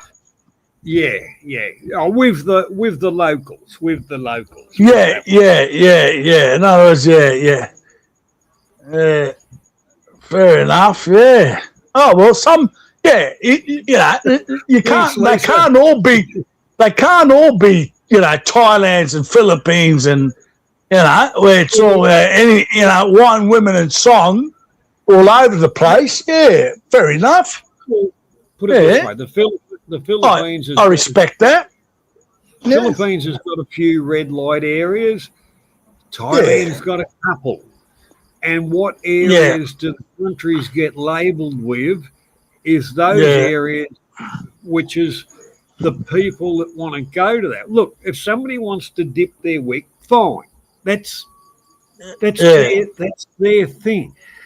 But don't tell me they know everything about a country because they've been dipping their wick in a red light. Yeah. They're places I never go to. I mean, last time I went to one of those was 20 years ago. I'm happily married. I'm all right, And, I just sort of little pet cat around here. But, I know what you mean, though. Yeah, I'm over that. I mean, I'm nearly 60 now, 58 going on 60. So, I'm done with those. Yeah. You're an old yeah, well, I feel it sometimes, but I just like good company, a good meal, good couple of beers. I had 3 lovely cold beers. That's what I said to the sister-in-law. I said, listen, I'll be coming around 7 o'clock tonight with the missus. Put me 3 beers, hours before, because that's the only way you can get really cold beer down here. Anywhere down in the town, in the city. Now, what they do is they switch off their refrigerators around 1 in the morning, and then they open them up 4 p.m. before they start selling beers at 6. So you never get a cold beer. They switch off their refrigerators, but I've learnt to go with it now. But when you know someone's house, you can tell them, listen, put those 3 beers in around 3 p.m. I'll be there 7, up the freezer, and beautiful. And I had 3 coldest, ice cold Aussie style beer. Oh, that makes me happy, mate. And then we had a good dinner. We had our rice pot here. We had a beautiful stew. I don't know what was in it, but I tell you what, I was so hungry after those beers. I would have eaten a bloody skinned cat if you. But I tell you what, I don't know what was in it. That might have been in the adobo as well. I tell you, I lifted up the pot lid before 10 minutes ago. I looked at it again. I said, is that what I ate? Oh, it tasted good, but I don't know what the hell that was. But anyway. Anyway, I'll get off, Johnny, and let someone else chat. You get on. Good to see you. Good to hear from you, Johnny. Buddy. Good on to see you, mate. You're enjoying yourself. Wish you all the best and thanks for dropping by, mate. I tell you what, it's been fantastic. I do it every year, but thanks, Johnny. Yeah, because I did tell you if I ever go to Philippines after Christmas, I'll come on. I'll probably stay a bit too long, but anyway, cheerio. Kick me off, fellas. Up the Aussies. Right, take care, see you, mate. Kick me off, Johnny. Bye bye. Good night. Oh, can I can kick him off, but all right. How do I do that? I've got to remember how to fucking do this. Remove. There you go. 3 dots. Yep. There you go. Are you ending it or are you just kicking off him? No. Tony wanted to be kicked off. Oh, he wanted to rage quit or like you booed him? No. He just dropped by to say hello. He's been a good mate for a lot of years. He's more the Philippine community. Oh, okay. I gotcha. Yeah. That would. But I cross communities in that bit of it hustle. I did have a history in the Philippines before I came to Thailand. Yeah, I think isn't that where Clive came from as well? Wasn't he from the Philippines? Clive, yes, Clive was in the Philippines. Clive would get eaten alive in the Philippines. Philippines is an interesting country. You need good rear vision mirrors, and it's completely different to Thailand. In honesty, Filipinos, some of them, Very beautiful women. Filipinos do age very, very quickly. Um, Filipino families. Yeah, well, that's a different subject. I'll stick with Thailand. Thank you very much. How's that? Oh, I don't know. That sounded pretty interesting. As to Well, why you don't want to talk about it. the whole part about it, my experience in the Philippines, I'll talk about it. I've got it's sharing information as well. My experience in the Philippines, uh, uh, the the partner at the time, lovely girl, all the rest of it, drop dead gorgeous, pin up doll type of thing. Wasn't a trophy wife or anything like that, but the biggest parasites around were her family, and then Wow. extended family. Once the word got out there was a foreigner there, then all of a sudden the place would be full of cunts that just turned up and they want a free feed and a place to sleep. And if you want to get rid of us, you're going to pay us to go back fucking home type shit. Oh my goodness. And they would never leave, huh? Until you paid them to leave. After supporting them for probably a month. I'm gonna Well, guess. the whole part about it, I just got to the stage. I just put a big fence up around the joint, locked the fucking gate, and said, "Fuck off, every one of you cunts." And then there was a few. There was one brother. We were at a restaurant, and it was a rooftop place. He turned up with a whole heap of his friends, and walked up to the waitress and ordered a whole heap of food. And the waitress kind of went, "Who the fuck are you?" And he said, "Oh, I'm a part of this group here." And it was just me and her. And the waitress kind of looked, and I said no. So I grabbed the cunt by the scruff of the neck and hung him off the fucking edge of the building. And I said, "Well, if you want anything, cunt, you can fucking pay for it. You can take your fucking mates and fuck off. Otherwise, I'm going to drop you right now." Hmm. So I dragged him back in, kicked him up the arse, and told his mates to fuck off. Okay. And And those did. kind of things. And that's where it comes to respect and all the rest of it, Hmm. where that was a side of me I didn't want to go to, but I had to, and I didn't like myself for it. And then we got back to the house, the cunt was there and carrying on, so I punched his fucking lights out and kicked the cunt in the street, threw his shit out in the street, and told him to fuck right off. And he never went to the law. He just got his stuff and fucked right off, huh? Yeah, and I had no problems about it. But the day I left, he come back, and that's why towards the end of things, I never announced that I was going there. I'd just turn up, and it was like turn a fucking light on. It was like fucking look at all the fucking mice run. What are you cunts doing here? Fuck off. So I just got on a fucking aeroplane and come home and said, "Get fucked." Yeah, I've never heard that sort of thing happen in the United States. I'm not saying that it doesn't. I just had never heard of it happen where family members just show up and never go away. But that would suck. Well, in Australia, I had a rental, and these were upper class Filipinos. I rented a 2-bedroom unit to three Filipinos. Hmm. Next thing, there was 8 of them in the fucking joint. And I just told them to fuck off. I said, 8, you're flogging the guts out of me place, wear and tear and the whole lot of that. And you're not doing what you're supposed to be. And they fucked off. That was fine. The place was filthy. Well, I kept their bond. So that was okay. But I said, fuck the Philippines, fuck the Filipinos.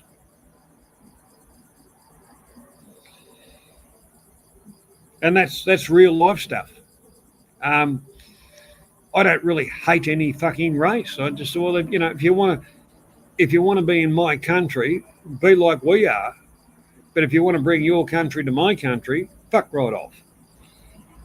So you mean you don't travel there anymore, or? I've still got land over there and titles, which I'm legally entitled to. Mind you, if I went back over there to collect on that, life is very cheap over there. And like my wife says to me, just let it go. Don't worry about it. It's not worth dying over. And that's truth, Hustle. That is fucking truth. And that's what I don't mind, putting out truth. So it was like a live or die situation? It got that bad? Well, like I say, the relationship with the girl was fine. It was just the fucking family and the parasites. Oh, true, because if you were gone, then the girl would have had the land herself, wouldn't she? She would have inherited it. Yeah, well, Gypsy, yeah, but the whole part about it, they can't fucking sell it without my fucking signature. Got it. And they've got the thing is, when I croak it, my stake in that passes on to my Thai wife. They can't do anything. If my Thai wife wants to go over there and fucking sell it up or do whatever, she's quite entitled to. Filipino lawyers, I wouldn't trust one of the cunts. They're all fucking liars.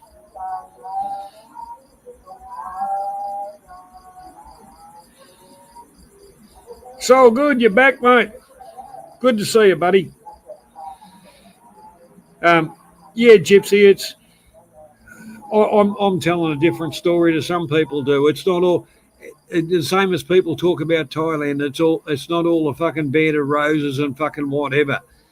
It comes from, and I think, and it doesn't matter what country or whatever. If you've got a good partner that respect each other, and behind you you've got good families, and that respect thing flows all the way through, you'll have a good life. If you've got a good woman and her family's virtually ruling her for their benefit, you're fucked. Mm-hmm. Now, Hustle, would you mind entertaining whilst I go and have a piss, and I shall drop past the fridge and grab a bottle, if you wouldn't mind, about 5 minutes. Yes, I will, but I am going to timestamp that because that was a clippable moment there, Johnny Siam, of you doing the blah, blah, blah, blah. Well, the whole part of it, I did the fast forward thing. Oh, is that what it was? All right. Yeah, that was that 1 hour, 56 minutes timestamp. Yes, take care of your business there. Well, I have a word with my good friend Oz, man about Oz, the mouthy motherfucker that has so much to say when there ain't anybody there to have a conversation with him. Nope. Yeah, hit the link there, Oz. Let's see you run your cock holster now. Get up here.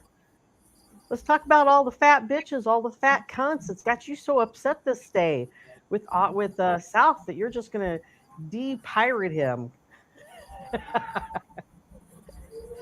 Yeah, old drunk Oz has a lot to say today, and sober Oz will show up and say, oh, it's just you two. You take it too seriously. Oz, you sound more and more like fucking Capio every time you open your cunt. You literally came in here and did the same thing that he does to his people and said, Hustle called us. Hustle called us. No, bitch, I called you and Spoon. I don't know why you implied to Johnny Siam that he was included in that, but that's how fucking weak you are. Yeah, you and Spoon will sit there on a panel running your fucking mouths about everybody, and God forbid they get up to try to talk or see what the fuck your problem is because they weren't there when you was talking shit about them. That's how brave and tough you boys are. You'll do when they ain't even fucking there. Mrs. Balboni wasn't there. Fucking Blue wasn't there, but you was talking shit about him, wasn't you? All these fat cunts, huh? Yeah, well, maybe we should talk about all the fat cunts you do hang out with. Spoon. One of the biggest, fattest cunts you got. And when I heard this side of the street crying about Jaywalk's side over there and getting blocked and how Spoon was over there, blah, blah, blah, I knew I wasn't going to comment in that fucking chat if Spoon was one of your goddamn mods. He's one of the biggest fucking liars. I doubt he would give me my freedom of speech in there. But I'll continue watching Jaywalk. Keep doing a good job there and keep letting lying ass cunts run your chat. Speaking of lying ass cunts, Oz, hit that fucking link. Righto, what are we up to? I was just ripping Oz a new one.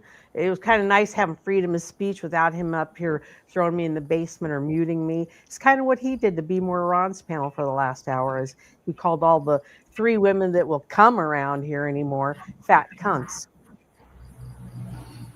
I'm not saying I agree with that, but I like Ron. You know, and You I have a said problem it. with fat cunts, Johnny? Pardon? Do you have a problem with fat cunts? Because he wasn't talking shit about Ron. He was talking shit about fat cunts. And you're automatically defending Ron for some reason. You got a problem with fat cunts? I do have a bit of a problem with fat cunts. Yeah. Me being slim, trim, and terrific, Mm-hmm. you know, some of it's genetic. Some of it's just fucking laziness. The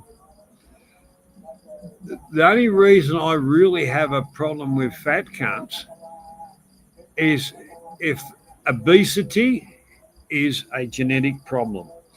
But people that just, you know, stuff fast food down their face all fucking day, like Kelly Caldwell, that's a fat cunt that I've got a problem with. Doesn't do any work, begs and eats shit fucking food and talks crap. Caprio's slimmer, but no fucking difference, same caliber. I don't think there's any reason to be fat, in honesty.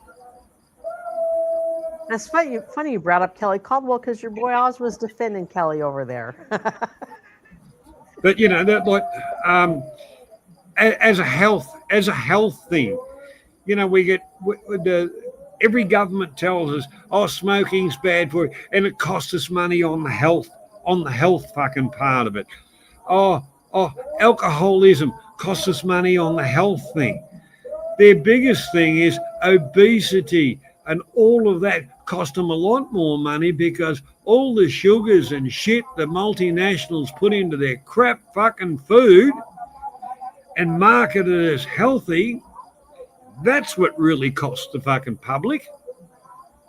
How's that for a statement?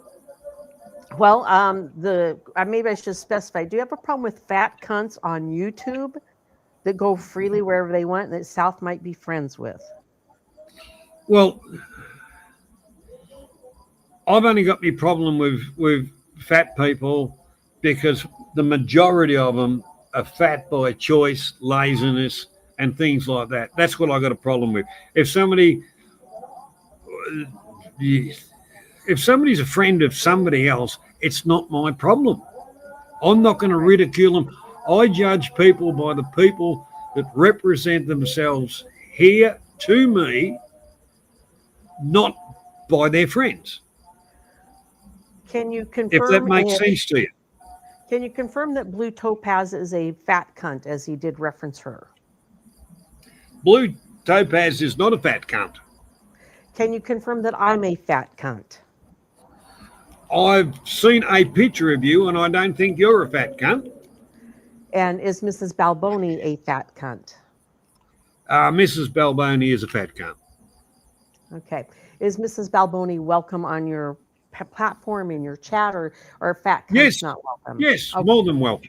More than welcome. Just want to make sure that fat cunts are welcome over here, as it's clear that Oz definitely has a problem with all the fat cunts, so much so that he took the pirate whatever. What do you guys do? Rip?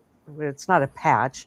What do you do Well, when you you know, the take whole their part sword? about it is it goes back to what I've echoed all the time, Hossel.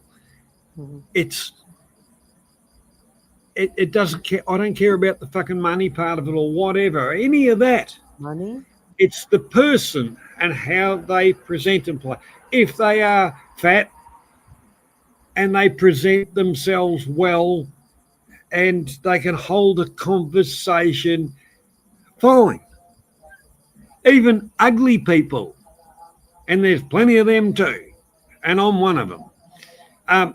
But the whole thing about it is, I don't judge people on wealth or any of that. I judge people on the people they are, how they project themselves, their views on things. No, I'm not saying Republican against fucking this or that or whatever, but their views on real life and things that really matter. That's how I judge people.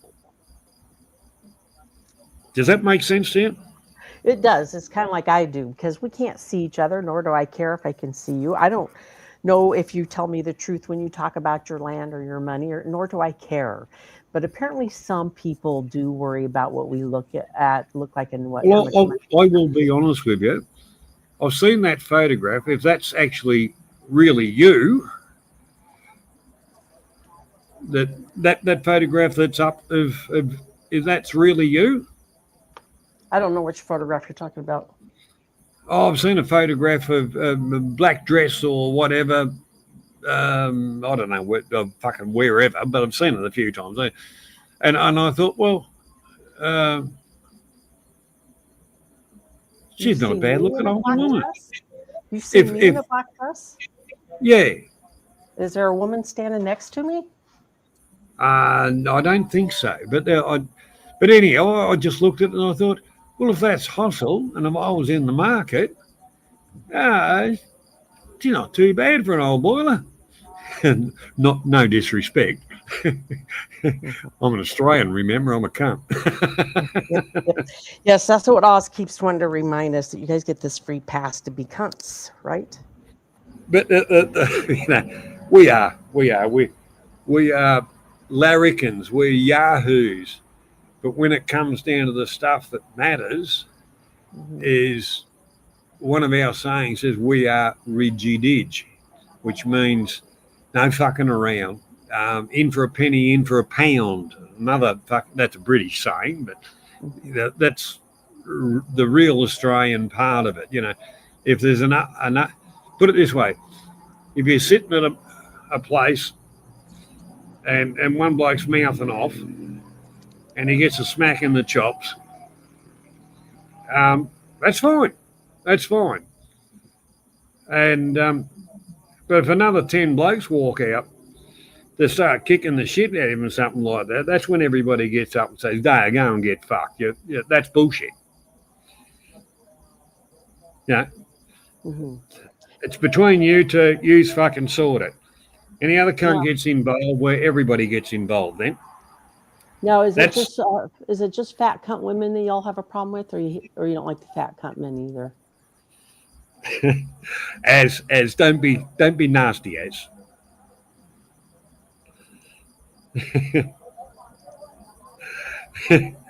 No, I'm actually saying that if I was in the market for a woman, which I'm not.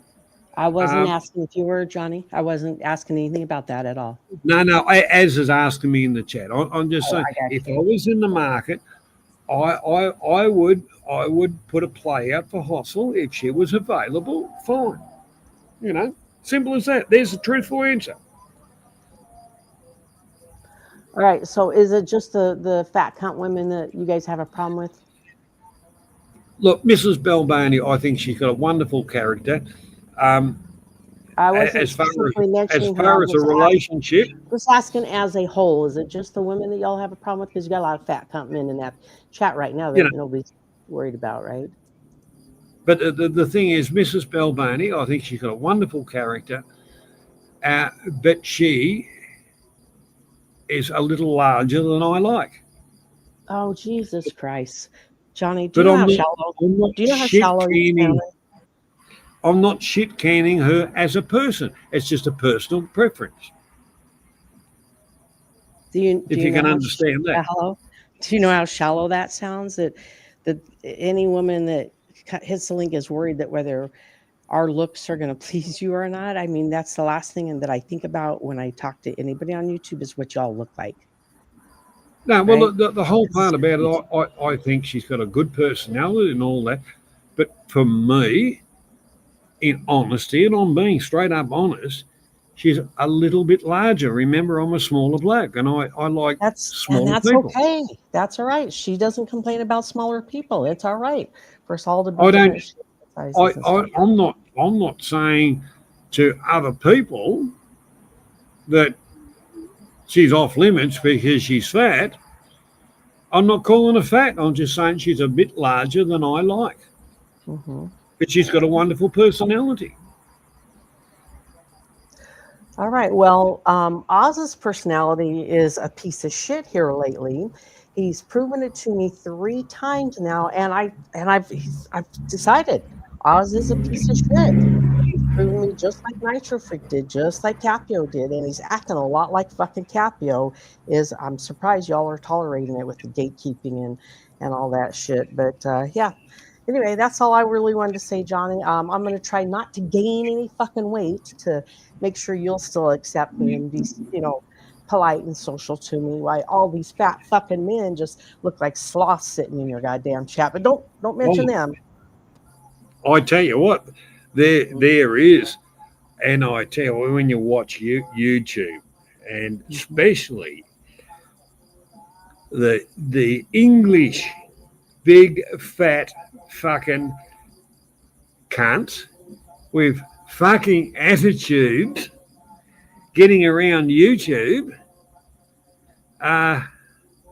Well, the whole part about it is why are they fat and disgusting? Because they never go out, they never get off their fucking asses, and they project themselves as the God's gifts to fucking women because they go to places where they can buy one. So are you talking about more than one person or one person? I'm not sure what you said. I'm generalising on quite a few of them. Yeah, because there is quite a few of them. So I wasn't sure which one you specifically mentioning there, but you don't want to say their names? Well, Stu D's one of them. Oh, yeah, I forgot about that fat cunt. I thought you were talking about semen there for a minute. Well, there's quite a few of them. Like I can't, my good buddy Perrin, he's turned into a fat cunt, but I tell him that. But he's put on a little bit of weight, but big deal. The Big deal. the real Big deal thing for is Perrin. That's right. It's a big deal for Perrin, but Mrs. Balboni. no. Well, the whole part about it is, I'm not trying to be disrespectful. But if you go to patio, and I like people watching and having a couple of beers, and I'm not into the girly bars or anything like that.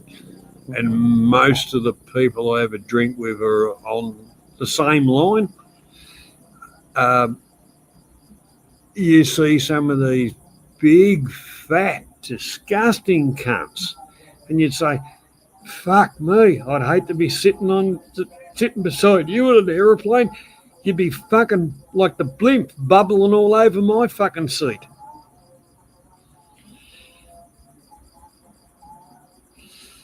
So good, yeah. There's a lot of them. There's a fucking lot of them. And the fatter they are, the more attitude they've got of how fucking wonderful or how smart they fucking are. Well, if they were so fucking smart, they'd try exercise and decent diet. That'd be number fucking one. All right. Well, I'm going to step down, Johnny.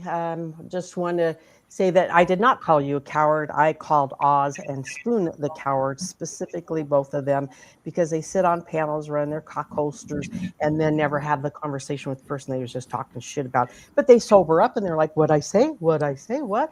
It's just YouTube. We're pirates." Arr!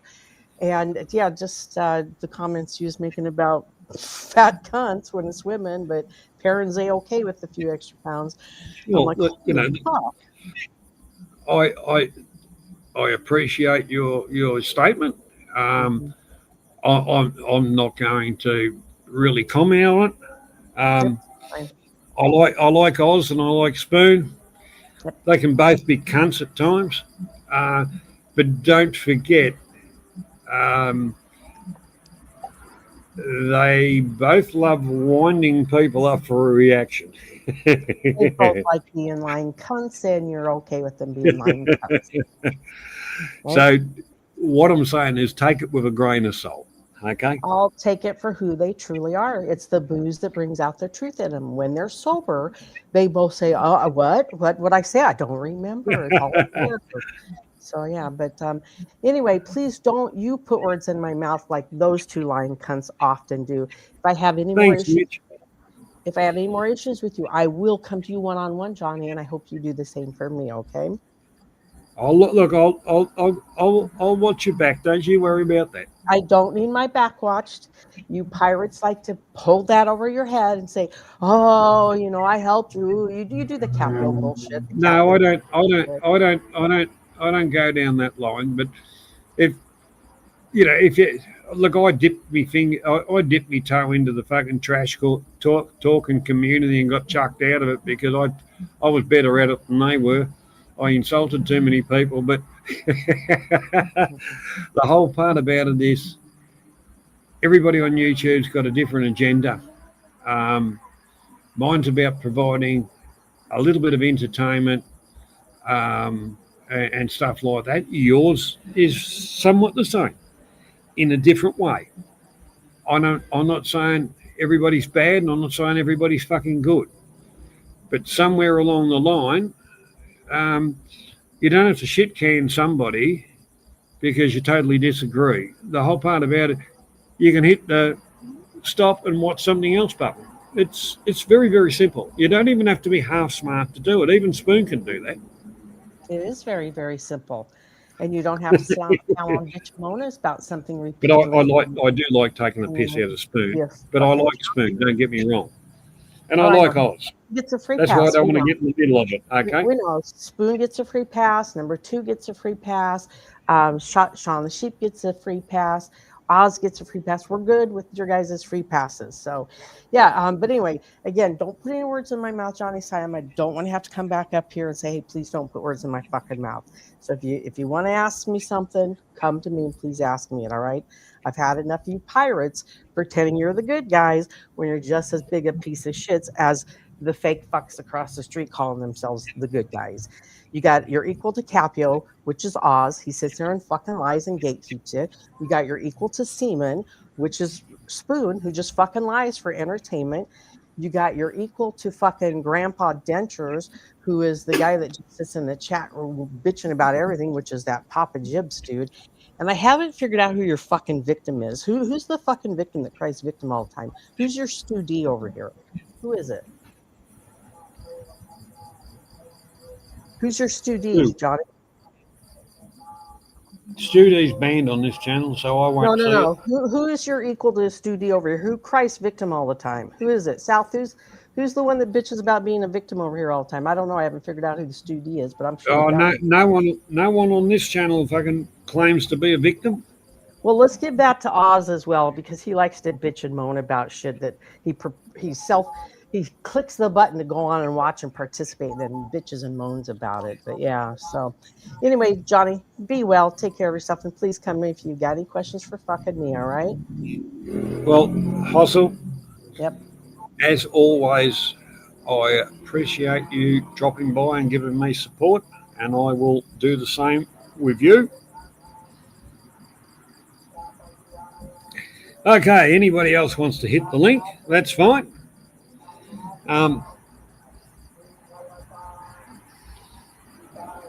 they're more than welcome. I'll get back to the chat now. Get back to the chat.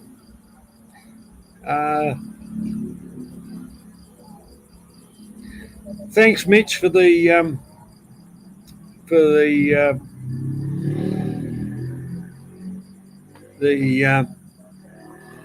pat in the back type of thing. I like to try and run a stream and that's positive. I will let people up, have a chat. What kind of happens outside of my channel is not my control. What others do, I don't take responsibility for that.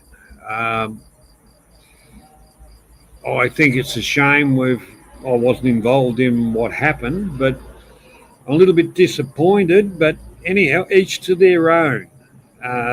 Simple as that. And I don't really want to get on. Leo, g'day, buddy. How you going? Right at the moment, we're timed out. We're in the land of smiles, Leo. So you're going to have to wait. You're going to have to wait to beat Az at trivia. When I do get back home, we'll do a couple of double lots, and then we can see who's really right there. Spoonie, don't worry about it. As you know, Spoon, I class you as me mate. I'm not getting into sides on any of that, and that's what real mates do. They don't get into sides on stuff like that.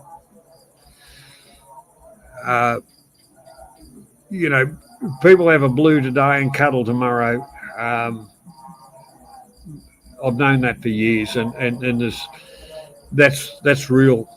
You don't get in amongst all that kind of stuff. So once again, I'm not. I just like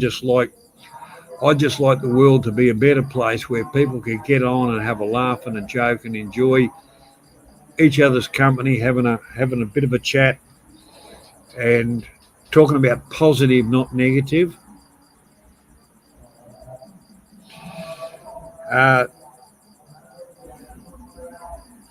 Yeah, that was an interesting one the other week. As did really good in that first round. They'd done fuck all in the next two rounds, but he still won because he answered the fucking most questions and got the most points. That just says to the rest of yous, you dumbasses. Oh, dear. But it's all about it. A little bit of fun. Entertainment. That's why I do it. I enjoy doing it because I have an interaction with half-decent people.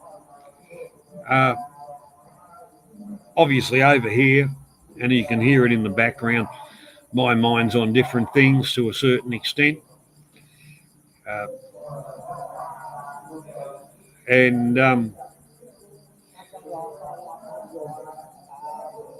One thing I love about Thailand, there's always a festival, there's always something going on. Especially up country, type of thing. There is no lack of entertainment in some way.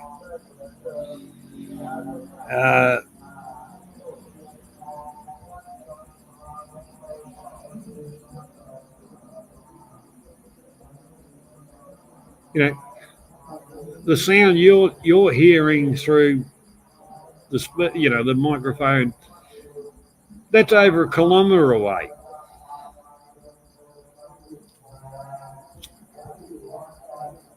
So, like I say, they only know how to do stuff flat out or stop.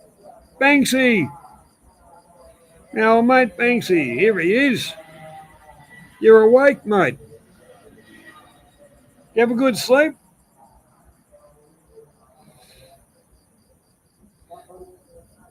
TT, you're stealing your neighbour's Wi-Fi. I fucking love that. Good on you. That's a true Aussie thing to do.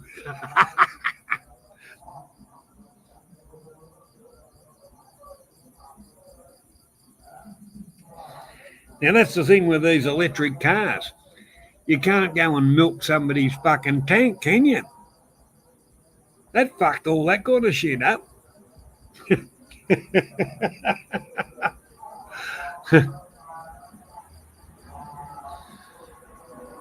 Well, this is not Esan, Mitch. This is Central Thailand. But you know where it is anyway. So, yeah, last weekend, yes, the lovely Lisa is here. Manxie, the lovely Lisa is here, having a giggle. The one thing about Thailand, there's always a party for something. Because my last trip, I got here, and there's always the hustle and bustle of leaving home, getting to the train station, drag your bags around on a bus out to the airport, check your bags, and that's got to happen a couple of hours before the flight. Fine. Then you're going, oh fuck, righto. Go in the other side. I can't have a smoke. Can't do this. Can't do that. Fucking all the rest of it. So you malinger. You malinger on the outside. And chain smoke a little bit. So you go through to get to airside. You have a couple of beers. You get on the aeroplane. Total anticipation. The flight seems like it's over in a quarter of the time that it actually takes. Anticipation. You get to Bangkok, and they either park at the arse end of the fucking airport where you got to walk 2 fucking kilometres. They park at the other end of the fucking runway, and then you got to do all this bus bullshit. And that's a few different airlines, and one of them's the fucking national carrier. Right, you get there, go through. I've never, ever had a problem at immigration. This time, they said they were cracking down on a lot of things and all the rest of it. There was a sign up for people that can read. And it was in multiple languages. It says, please present your QR code or documentation for your what used to be the TM6, the digital arrival card, your boarding pass type thing for your aeroplane, and your passport. I walked up. When it was my turn, I walked up, said, in Thai, hello, how are you? The normal niceties. Slid under the glass the 3 things they wanted. She saw the QR code on my phone, pushed it back to me straight away and said, can you, fingerprint, both hands. She said, I look at the camera, stamped my passport and said, welcome to Thailand. And in Thai, I said, thank you very much. Have a nice day. And it took about that long. YouTube's full of shit with, I got turned around, this and that. Well, big fucking deal. I couldn't give a shit. If you haven't got your ducks in a row, fuck right off. Don't whinge on YouTube, shit can in the place. Simple as that. Wife and I, we actually booked a company, and they're called Face to Face. They operate out of the airport. Car, good driver, very good driver, nice car. Asked the driver if he would stop so I could, one is have a piss, have a cup of coffee, have a cigarette, because it's a 4-hour trip to here. We went from airport to the front door. The driver handled the luggage into the vehicle, out of the vehicle. Even brought it into up to the little porch thing, or whatever you want to call it, where I'm sitting. We gave him a tip. Not a large tip, but a nice tip. When we stopped, I said, you want a cup of coffee, you want something to eat, anything you want, you just go and get it. I'll pay for it. That's fine. I had a couple of cigarettes, had me a cup of coffee, and he said, we need to get going now. And I said, yeah, not a problem. Away we went. Fucking good driver. Arrived here. Went to bed. Woke up the next morning with the normal village stuff going on. And then that monks party last week, it started. Well, it went for 3 fucking days, starting at 4 o'clock in the morning, going to 12, 1 o'clock in the morning. Fuck me dead. Yeah, it's really good to sleep. But like I say, getting back to the last trip, there was a death, and that's always the music, the whole part of that. It's tradition. You can't say, oh, fuck up your cunts or anything like that. It's tradition, and you're a guest in the country, realistically. Doesn't matter what visa you got, you're still a guest. It's either get with it or get fucked, get out of it, And I thought, oh, beauty. They've had the funeral thing, that's over and done with. Well, fuck me. Person next door fucking died. So there another 5 fucking days, and they hadn't buried her, then another one fell off the fucking perch. I thought, oh, fuck me. This trip's a bit of a bust. I went to Paddy to get some fucking peace and quiet. Ah, dear, oh dear. So that's real life in villages. But other times you can, except for traffic noise, nothing. Not a thing. We have a bit of a stream of people dropping by all the time because of the mother-in-law. Others because of I'm here to say good day.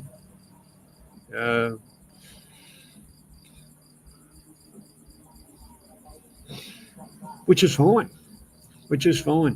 Can one of the mods go back up in the chat and redo that link if anybody wants to come on, please, for me? Because I can't fucking do it. It's not in a little go on the phone. That'd be very appreciative if anybody wants to jump on and have a chat.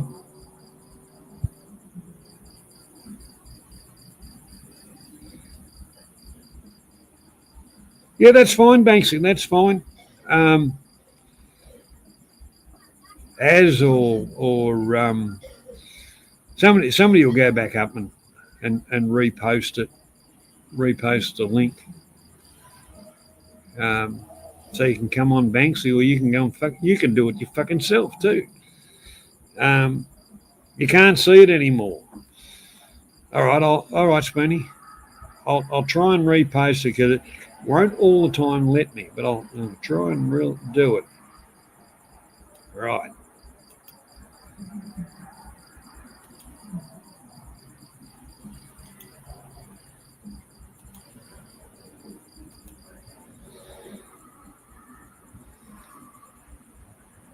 I think it happened.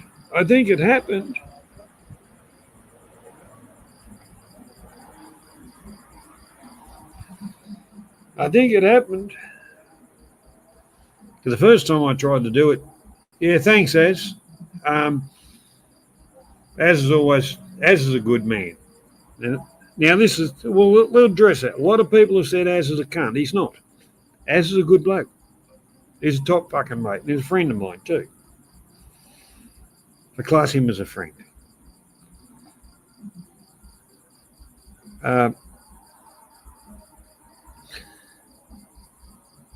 If I want help with the channel or anything like that, if I contact Az, He'll fucking help me. He loves watching me blunder through stuff. But that's fine. But he's a good man. He's a good man. Yes, Bernie, as is a good bloke. You know, he got dragged through the fucking bullshit there that years ago when a few people and that. He'll stand his fucking ground. Don't you worry about that. Most of us will. Especially when you get backed into a corner. And as was falsely accused of a lot of fucking stuff that he didn't do. And I knew he didn't do it.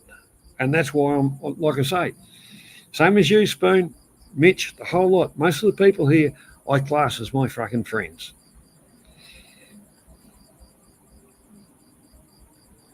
And, you know, if people don't like that, they can fuck off. I don't care.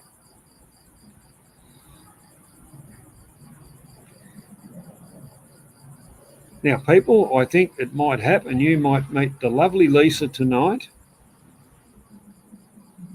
That's Banksy's darling. Lovely lady. Lovely lady. It's got me fucked how he got a lady like that. But anyhow, lovely lady. But don't get me wrong. Banksy's a fucking top man too. We've been mates for a fucking long, long time. And some of this other shit, people are trying to fucking drive a wedge in amongst that and fucking whatever. Never going to happen.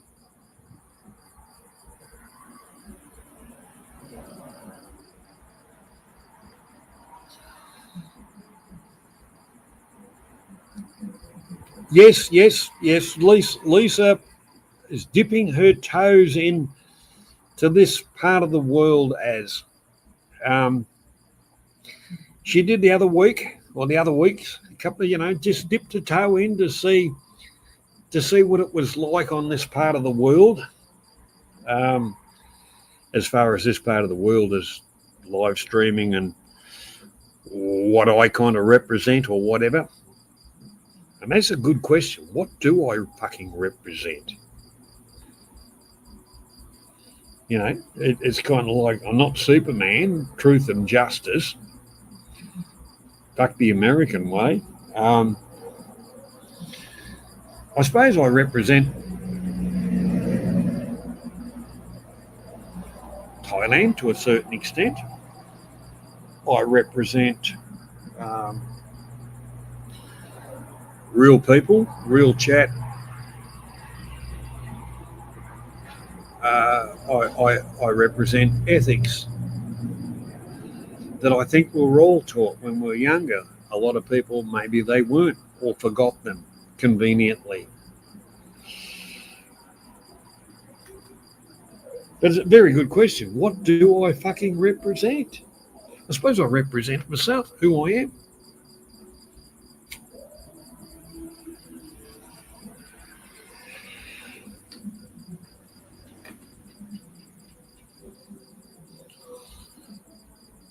But like I said, there was times I didn't enjoy streaming with some of the shit. I've been called a lot of things. You know, big deal. I don't really care. I know who I am, and the people that really know me know who I am, where I've come from. I come from the school of hard fucking knocks.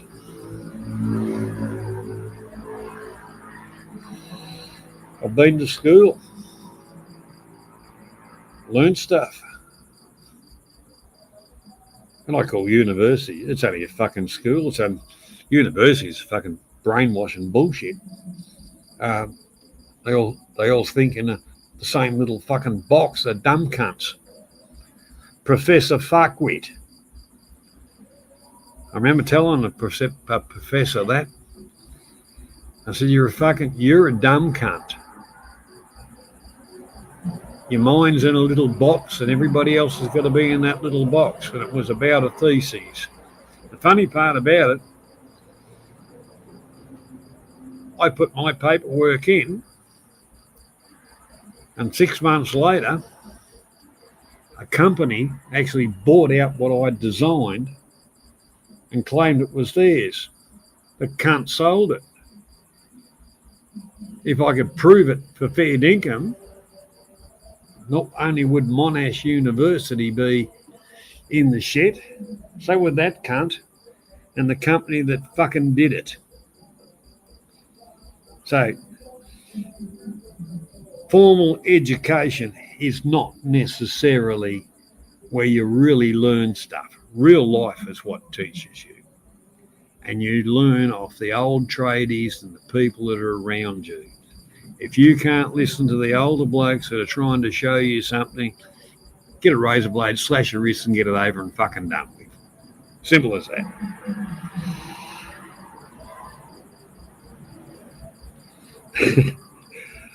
You'll be right, Lisa. You'll stumble your way through it.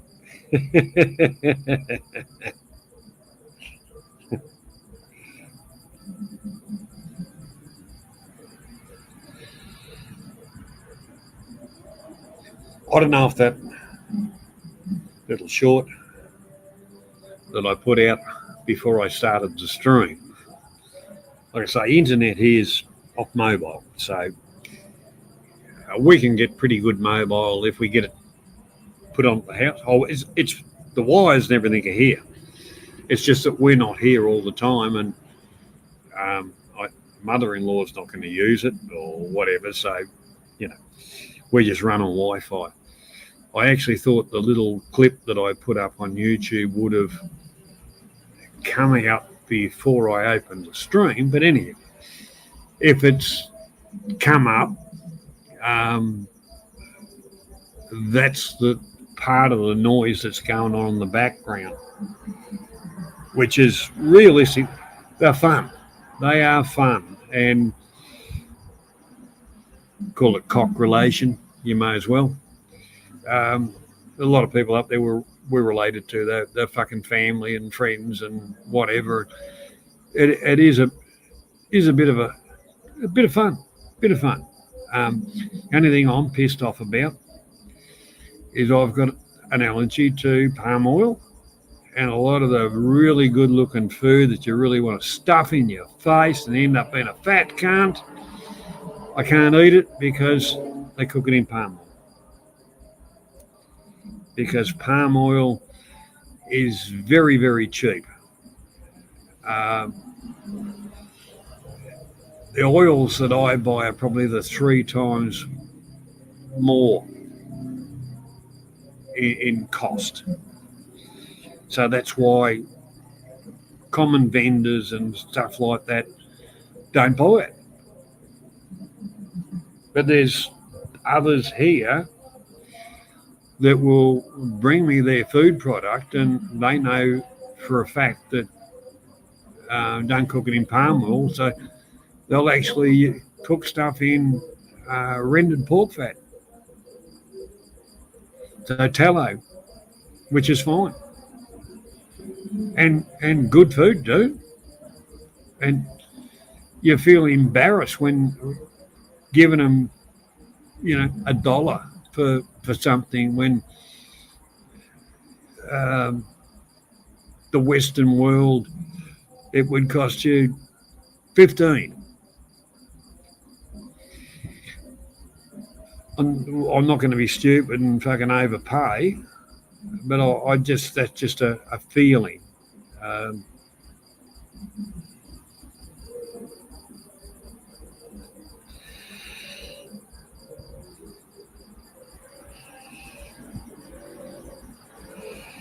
Oh, look, Lisa, there's all kinds of sounds of a night here, but when everything quietens down, you can hear a pin drop, realistically.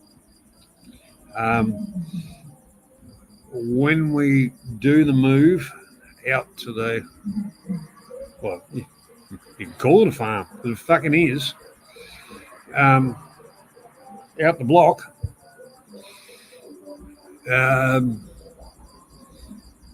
we'll virtually be able to hear the dog fart over in the other end of the joint. It'll be nice and quiet, which is something that I'm looking forward to. Although I don't hate here, it's just a bit a little bit noisy. Uh,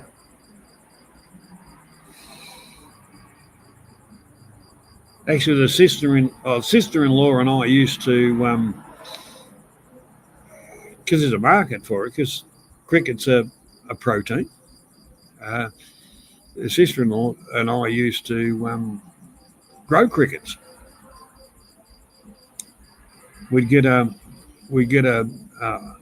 blue light, ultraviolet light of a night, and sit that up, and the crickets would come in and catch them and put them in a little cage and egg cartons and shit like that, and give them an environment, and they breed. They're very prolific breeders. And once they got to a certain size, not a good way to die, I suppose. You blanch them and you sell them to the people that sell them at the markets, who then give them a quick deep fry to make them crunchy. They're not bad with beer, but I don't like smiling and bits and pieces of stuff hanging out my fucking teeth. But there is it's not a lot of big money, but it's not hard to do, and that's the way life is here, that a person will have 30 or 40 things on the go. They're not making big money out of it. They're occupied.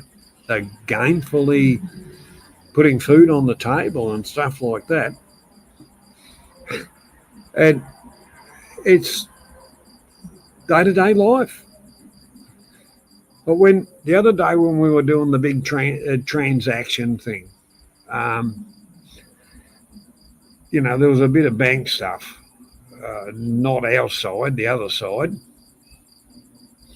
So a bit of waiting around for fucking shit,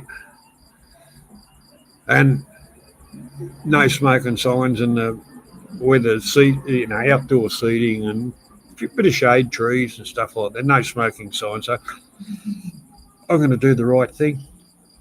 But outside that bank, you could get a cup of coffee. You could get all kinds of different food. Once again, I got that allergy. As much as it looked appealing, I can't eat it. But I had a cup of coffee, and then I walked down, and there was one store, and they were selling irrigation and fertilizer and stuff like that. I just walked around having a cigarette, not in front of the bloke's store thing, but the car parky type area. And he beckoned to me, and I walked across, and I held my cigarette up. He walked back into his shop and got a stool and put it down in the shade and said, "There you go, sit down there, mate." And I thought, welcome to Thailand, the real fucking Thailand. And those are the kind of things that I really like to share.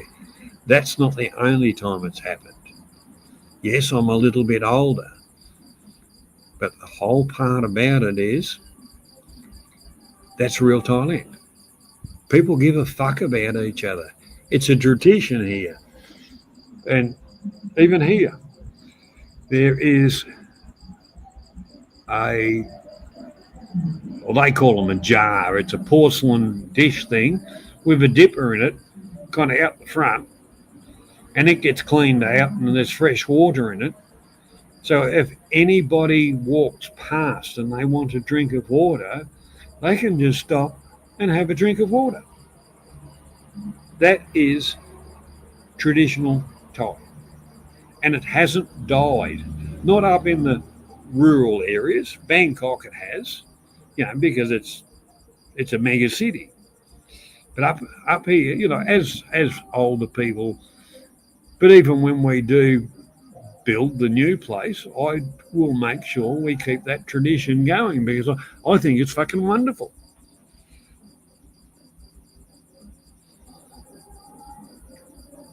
And that's the things that make you fall in love with a country, that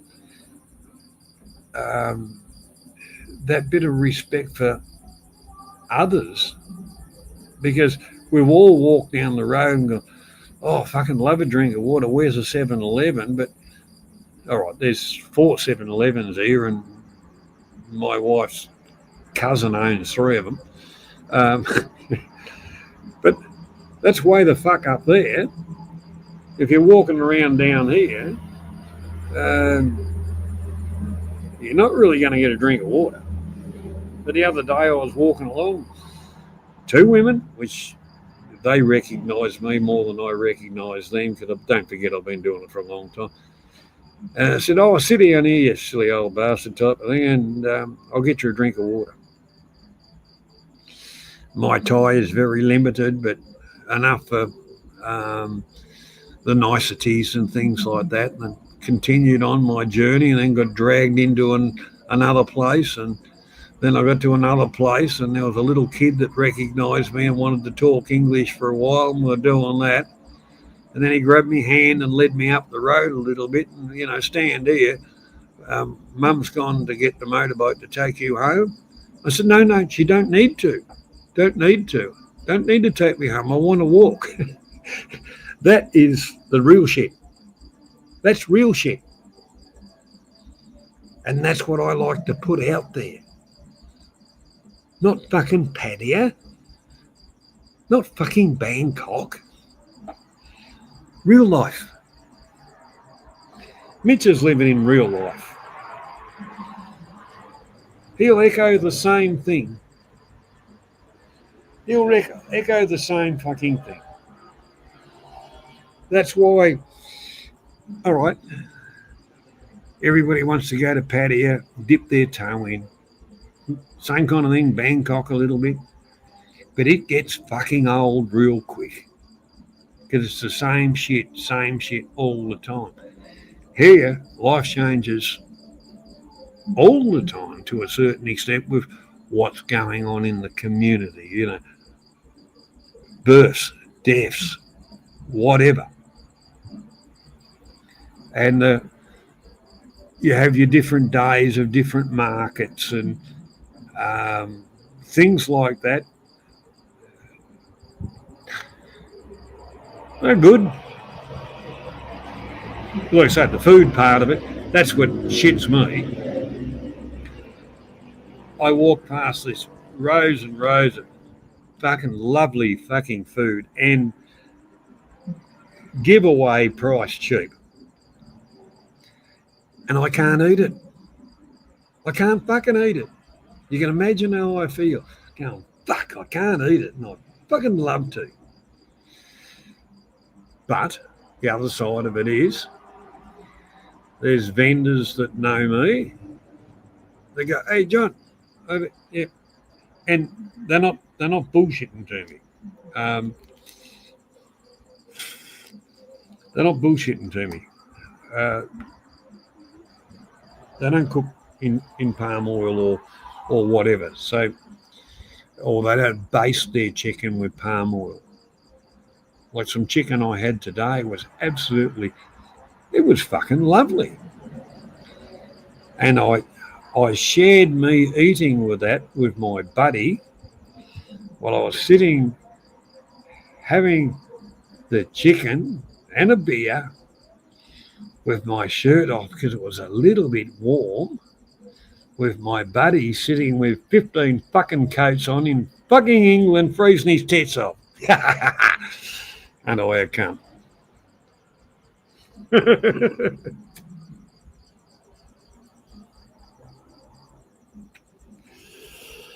Anyhow, that's life. That's life. So, right, anybody want to jump up and have a talk?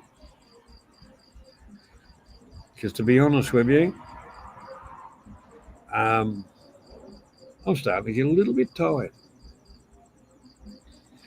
If someone wants to jump up and keep me awake for a little, yeah, that's fine. More than fine.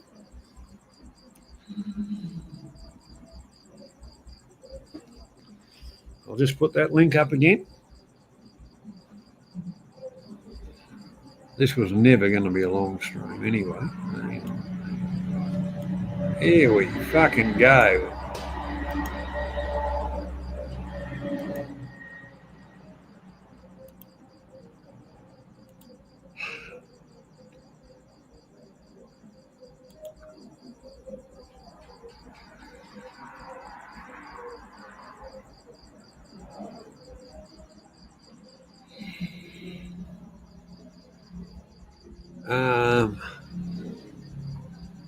Yeah, that's right.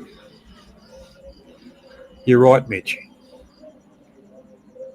It's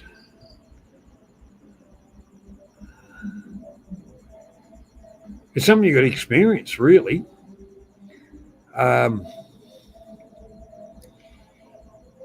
Like Thai families, and this is the other part that different sides will agree with. If you're accepted, and I mean if you're accepted,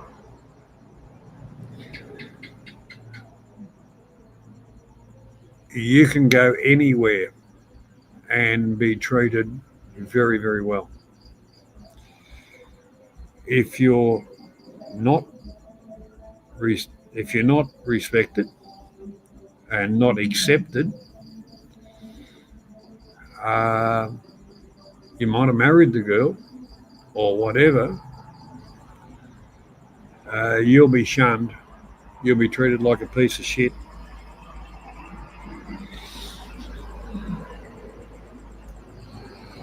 Yes, we've seen it on YouTube many a time where people say, "Oh, you'll never be this, and you'll never be that."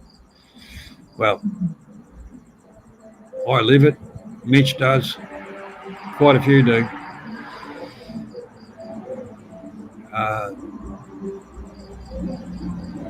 The ones that do all the talking have got no fucking idea.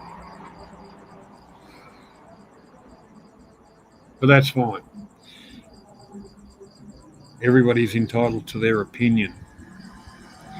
It might be right, it might be wrong. But I'll tell you they're wrong. Straight up. YouTube is an interesting place for information.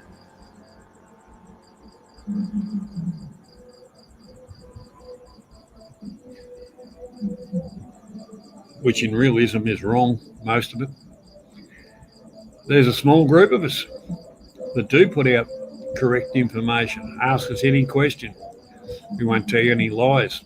To the best of our ability, we'll answer those questions.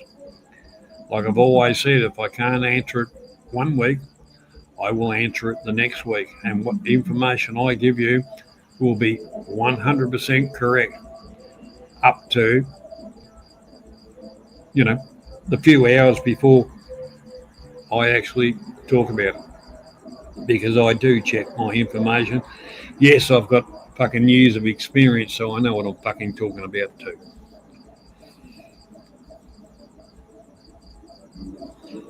But anyhow, on that point, I'm going to thank everybody for coming along and shut the stream down. Like I said, I am a little bit tired.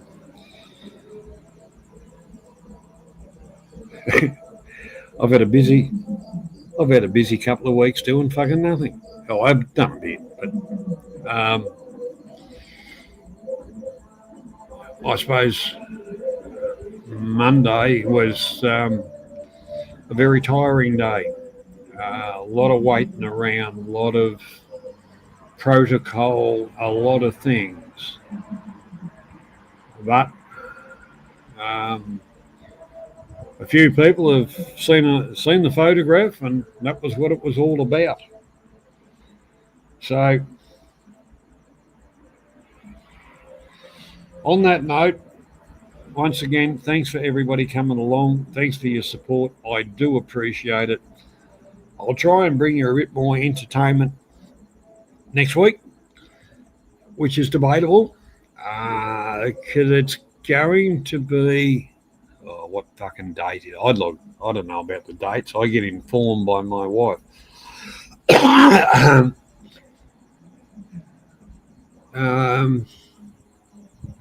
Chinese New Year's coming up in Thailand, and that's a big thing.